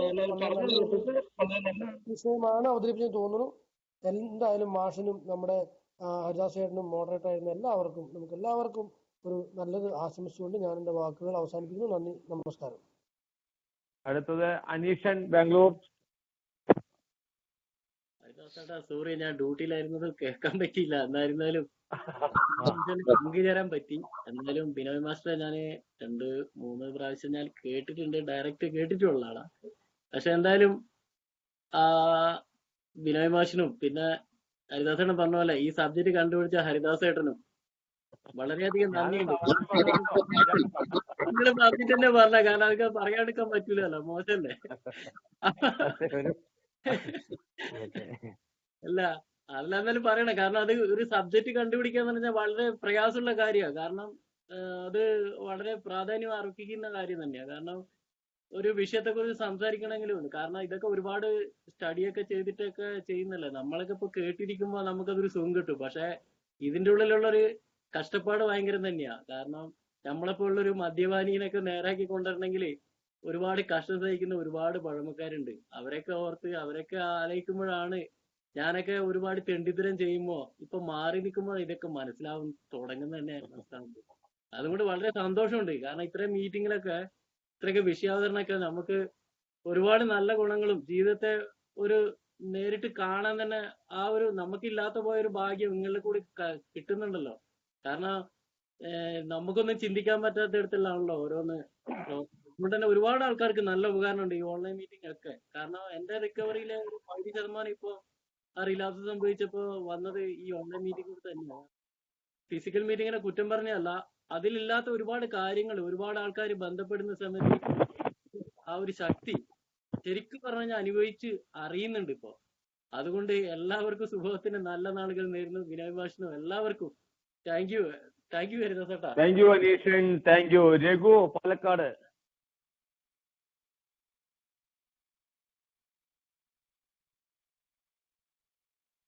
ഞാൻ ഊണ് കഴിച്ചുകൊണ്ടിരിക്കുകയാണ്. ശരി, നന്നായിട്ട് ഊണ് കഴിക്കൂ, ആരോഗ്യം വരട്ടെ. ലോക്ക്ഡൌൺ അല്ലേ. നമുക്കൊരു കാര്യം ചെയ്യാം, മാഷ്ക്ക് പോകണം. മാഷേ, നമ്മുടെ ഇത് മീറ്റിംഗ് 4 മണി വരെ ഉള്ളതാണ്. അത് കാരണം കൊണ്ട് ഞാൻ ഇറങ്ങിക്കോട്ടെ. വളരെ സന്തോഷം. ചോദിച്ചോളൂ. ഇനി ചോദ്യം ആരാള് ഇത്ര നേരമായിട്ട് ഞാൻ രമേശൻ വടകരയാണ്. മാഷെ ഞാന് 8 കൊല്ലോ 4 മാസമോ പിന്നെ ഇന്നേക്ക് 28 ദിവസമായി ആൽക്കഹോളിക് അനോണിമസിന്റെ കൂട്ടായ്മയെ കൂടി സഞ്ചരിക്കുന്നത്. വലിയ വിദ്യാഭ്യാസം ഒന്നുമില്ല മാഷെ. എനിക്ക് എന്താ പറഞ്ഞാൽ 1-ാം പടിയും 12-ാം പടിയും ഞാൻ കൃത്യമായിട്ട് ചെയ്യുന്നുണ്ട്.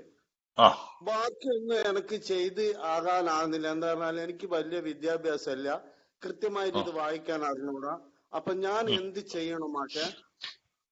ഞാൻ പറയാം. ഈ വിദ്യാഭ്യാസവും എയുമായിട്ട് വലിയ ബന്ധമൊന്നുമില്ല.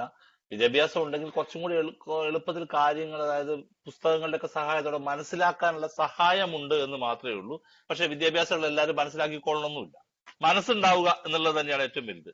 രമേശൻ ചെയ്യേണ്ടത് നിങ്ങളുടെ നാട്ടിലുള്ള ഏതെങ്കിലും കുറച്ചു കാലം മുമ്പേ രമേശിനേക്കാളും അല്പം കൂടെ ഒക്കെ മുമ്പേ എയിൽ വന്നിട്ട് ഈ ഒരു രീതിയിലാണ് ജീവിക്കുന്നത് എന്ന് രമേശന് തോന്നുന്ന ഒരാളുണ്ടെങ്കിൽ അയാളോട് എനിക്ക് ഈ കാര്യങ്ങളെ കുറിച്ചൊന്ന് അറിഞ്ഞാൽ കൊള്ളാമെന്നൊരു ആഗ്രഹമുണ്ട്, എപ്പോഴെങ്കിലുമൊക്കെ ഒന്ന് പറഞ്ഞു തരാൻ പറ്റൂ എന്നൊന്ന് ചോദിക്കുക. അതുപോലെ ഇപ്പോ രമേശൻ അറിയാവുന്ന ഒരുപാട് ആളുകൾ ഈ ഗ്രൂപ്പുകളിലൂടെ ഒക്കെ പരിചയപ്പെട്ടിട്ടുണ്ട്. അപ്പോൾ നമുക്ക് ചേരും, നമുക്ക് മാനസികമായിട്ട് ഇടപെടാൻ പറ്റുന്ന ഒരാളാണ് അയാളെന്ന് തോന്നുന്നെങ്കിൽ അത്തരം സംശയങ്ങളോ മറ്റു കാര്യങ്ങളോ ഒക്കെ വരുമ്പോൾ അവരോടും ഒന്ന് ചോദിക്കുന്നതിന് കുഴപ്പമില്ല. ഏറ്റവും നല്ലത് നമ്മുടെ നാട്ടിൽ തന്നെ നമുക്കൊരാളെ കണ്ടെത്താൻ പറ്റുകയാണെങ്കിൽ നമുക്ക് കുറേയും കൂടെ എളുപ്പമുണ്ട്. വേണ്ടത് എന്താന്ന് ചോദിച്ചാൽ രമേശൻ അയാളെ വിശ്വാസം ഉണ്ടായിരിക്കണം. അയാളെ എനിക്ക് ഇത്തരം കാര്യങ്ങൾ വിശ്വസ്തയോടെ പറഞ്ഞു തരാൻ പറ്റിയ ആളാണ് എന്ന് രമേശന് ബോധ്യമുള്ള ഒരാളെ, രമേശിനേക്കാൾ ഒരുപാട് വർഷം മുകളിൽ പോയിക്കോളണം നിർബന്ധമില്ല, എയുടെ ജീവിത രീതിയിൽ കൂടെ പോകുന്ന അത്യാവശ്യ കാര്യങ്ങൾ അറിയാവുന്നത് എന്ന് രമേശന് തോന്നുന്ന ഒരാളെ രമേശൻ സമീപിക്കുക. എനിക്കൊന്ന് ഈ കാര്യങ്ങളെ കുറിച്ച് അറിഞ്ഞാൽ കൊള്ളാമെന്നുണ്ട്, ഒന്ന് പറഞ്ഞു തരാൻ പറ്റുമോ എന്ന് ചോദിക്കുക. അപ്പോൾ അയാൾ രമേശിനെ സഹായിക്കും, എന്താണെങ്കിലും സഹായിക്കും. ഈ 1ഉം 12ഉം പടി മാത്രം ചെയ്യുമ്പോൾ ഉണ്ടാവുന്ന പ്രശ്നം, നമ്മൾ അതിനെ ഏത് പറയുക, 2 സ്റ്റെപ്പിംഗ് എന്നാ പറയുക. 2 പടി മാത്രമാണ് 2 സ്റ്റെപ്പിംഗ് എന്ന് പറയുക. 1-ാം പടി ഏറ്റവും ഞാൻ മദ്യത്തിന് ശക്തിയാണ് സമ്മതിച്ചു, 2ാമത് ഈ സന്ദേശം മറ്റുള്ളവർക്ക് കൊടുത്തു. അതിലൂടെ കുടിക്കാതിരിക്കുക എന്നുള്ളത് മാത്രമാണ് നടക്കുക. പക്ഷേ നമുക്കുണ്ടാവേണ്ട നേരത്തെ പറഞ്ഞ ആ ഒരു ആത്മീയമായ അനുഭവമോ അല്ലെങ്കിൽ 3-ാം പടിയുടെ പ്രയർ പറയുന്ന പോലെയുള്ള ആ ഒരു സന്തോഷമോ ഒരു പുനർജന്മമോ ഒന്നും സംഭവിക്കുന്നില്ല, കുടിക്കുന്നില്ല. പക്ഷെ മറ്റൊരുപാട് കുടി മാത്രമല്ല, വന്നു കഴിയുമ്പോൾ ഒരുപാട് പ്രശ്നങ്ങൾ എനിക്കുണ്ട് എന്ന് തിരിച്ചറിയുന്നത് ഞാൻ എൻ്റെ ഉള്ളിലേക്ക് കടന്നു ചെല്ലുമ്പോഴാണ്.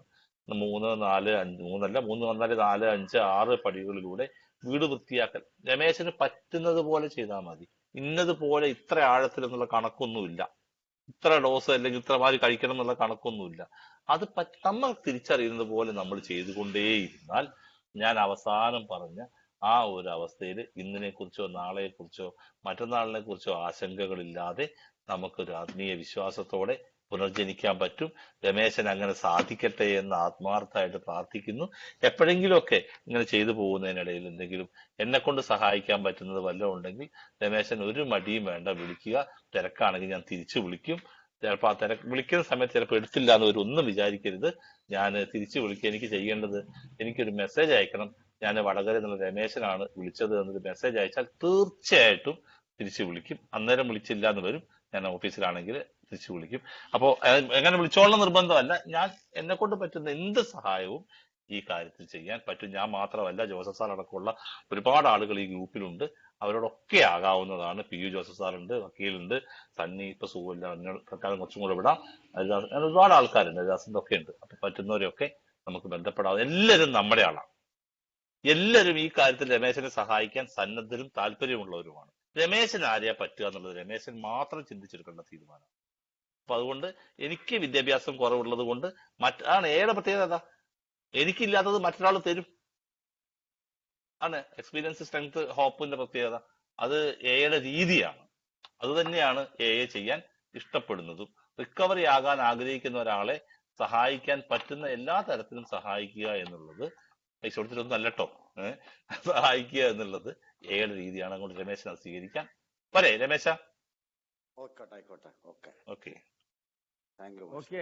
എന്നാ നമ്മുടെ ഗ്രൂപ്പ് അഡ്മിൻ ഏറ്റവും കൂടുതൽ സമയം ഇപ്പൊ ഗ്രൂപ്പ് കൊണ്ടു നടക്കുന്നത് അഹമ്മദ് CP ആണ്. അപ്പോ CP അഹമ്മദ് മാസക്കൊരു സുഹൃത്തുക്കളെ, മധ്യാസക്തനാണ് പേര് അഹമ്മദ്. ഹായ് അഹമ്മദ്. ഹായ്. എന്താ പറയാ, എക്സലന്റ് പരിപാടി, അടിപൊളി എന്നൊക്കെ പറയും എന്റെ വാസി പറയാൻ. എന്തായാലും വളരെ ഇഷ്ടപ്പെട്ട്. മാസത്തിൽ എന്തായാലും നാളെ വയ്ക്കൂല എന്നുള്ള എന്തായാലും വളരെ നല്ല ഏനെ കുറിച്ച് എല്ലാ കാര്യങ്ങളും ഇപ്പൊ കൂടുതലായിട്ട് ഇപ്പൊ പഠിക്കാന് മനസ്സിലാക്കാൻ സാധിക്കുന്നുണ്ട്. അതനുസരിച്ച് ഇപ്പൊ മുന്നോട്ട് പ്രവർത്തിക്കാനും കഴിയുന്നുണ്ട്. അതൊക്കെ തന്നെയാണ്. പിന്നെ ഹരിദാസേട്ടൻ അതിന് നമ്മൾക്ക് സപ്പോർട്ടായിട്ട് എപ്പോഴും കൂടെ നിൽക്കുന്നുണ്ട്. എന്തൊരു കാര്യത്തിനാണെങ്കിലും എല്ലായിടത്തും എന്ത് കാര്യത്തിനും സഹായിക്കുന്നുണ്ട്. അത് തന്നെ വലിയ ഭാഗ്യം. അപ്പൊ എല്ലാവർക്കും നന്ദി. മാഷകൾക്ക് പ്രത്യേകം നന്ദി. Okay, thank you. Thank you Ahmed, thank you very much. Anilkumar, ഞാനൊരു അമിത മധ്യാസക്തൻ, ദൈവകൃപയാലും വേയുടെ കൂട്ടായ്മയിലും ഇന്ന് സംബന്ധിച്ചില്ല. എന്റെ പേര് അനിൽ അഷ്ടമുടി.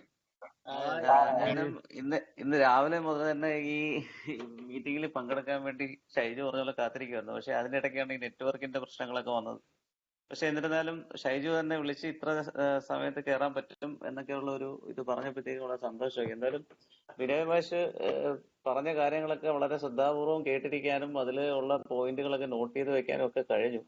അപ്പൊ ഈ 3 പടികളെ പറ്റിയും ഒക്കെ വളരെ കുറച്ചും കൂടെ ആധികാരികമായിട്ട് മനസ്സിലാക്കാനുള്ള ഒരു വേദിയായിട്ട് ഞാനിതിനെ കണക്കാക്കുന്നു. എന്നിരുന്നാലും മാഷിന് വളരെയധികം നന്ദിയുണ്ട്. ഇത്ര സിമ്പിളായിട്ട് ഈ കാര്യങ്ങൾ വളരെ ബിഗ് ബുക്കിലെ പേജുകൾ സഹിതം ഇങ്ങനെ പറഞ്ഞു തരാൻ പറ്റിയതിൽ അതില് വളരെയധികം സന്തോഷമുണ്ട്. മാഷക്ക് എല്ലാവിധ ആശംസകളും നേരുന്നു. താങ്ക് യു ഹരിദാസ് ചേട്ടാ. Thank you very much. ഇനി നമുക്ക് ഒരു ചെറിയ ചേഞ്ച് വരുത്തിയിരിക്കുകയാണ്. 2 മണിയാവാൻ 5 മിനിറ്റുള്ള. ഏതായാലും 10-50 ആൾക്കാരോളം ഏകദേശം പങ്കെടുത്തു. അലനോൺസിന്റെ ഒരു കുറവ് വലിയൊരു ഫീലായി തോന്നി. ആരും വേണ്ടത്ര ഗൗരവം അതിന് കൊടുത്തില്ല എന്നുള്ളതാണ് സത്യം, ഞാനടക്കം. അത് നമുക്കൊരു പോരായ്മയായിട്ട് കാണണ്ട. അടുത്ത ഞായറാഴ്ച രാവിലെ 10 മണി തൊട്ട് ഒരു അലനോൺ സബ്ജക്ട് ഉണ്ടായിരിക്കും. അലനോണിനെ തീരുമാനിച്ചിട്ടുണ്ട്. സബ്ജക്ട് എന്താന്നുള്ളത്, അലനോൺ ആരാന്നുള്ളതൊക്കെ വഴിമാതിരി വരും. അപ്പോ അതും കൂടി ഞാൻ നിങ്ങളെ ഒന്ന് അറിയിക്കുകയാണ്. കഴിയുന്ന അലനോൺസിന്റെ പാർട്ടിസിപ്പേഷൻ നമ്മൾ ഉറപ്പാക്കണം. വേറൊന്നും കൊണ്ടല്ല, നമ്മളൊരു കാര്യം ചെയ്യുന്നത് മറ്റൊരാൾക്കും കൂടി ഉപകാരമാവണമെങ്കിൽ ഗ്രൂപ്പിൽ ആള് വരുന്ന കാര്യം നോക്കണ്ട. ഗ്രൂപ്പിൽ വരാന്നുള്ളതല്ല ഇവിടുത്തെ കാര്യങ്ങള്. ഇവിടെ ആരും നമ്മൾ മത്സരിക്കാനും ഇല്ല. വരുന്നവർ ഇപ്പോ രാവിലെ ബ്ലൂ ജീൻസ് ഇല്ല പറഞ്ഞു എന്നോട് പല ആൾക്കാരും പറഞ്ഞു നമുക്ക് ഗൂഗിൾ മീറ്റ് ആവുക. ഇവിടെ മത്സരമൊന്നും നടക്കുന്നില്ല. ഞാനും മാഷുമായിട്ട് സംസാരിച്ചു. മാഷ് പറഞ്ഞു എന്താ ചെയ്യാൻ രാസി ചോദിച്ചു. മാഷെ നമുക്ക് മാറ്റി വയ്ക്കാം. നമുക്കിപ്പോ ഇത് ഇന്നെ ഇവിടെ നടത്തിയിട്ട് ഇവിടെ കൊടി ഏറ്റവും വലിയ അവാർഡ് കിട്ടാനൊന്നും പോണില്ല.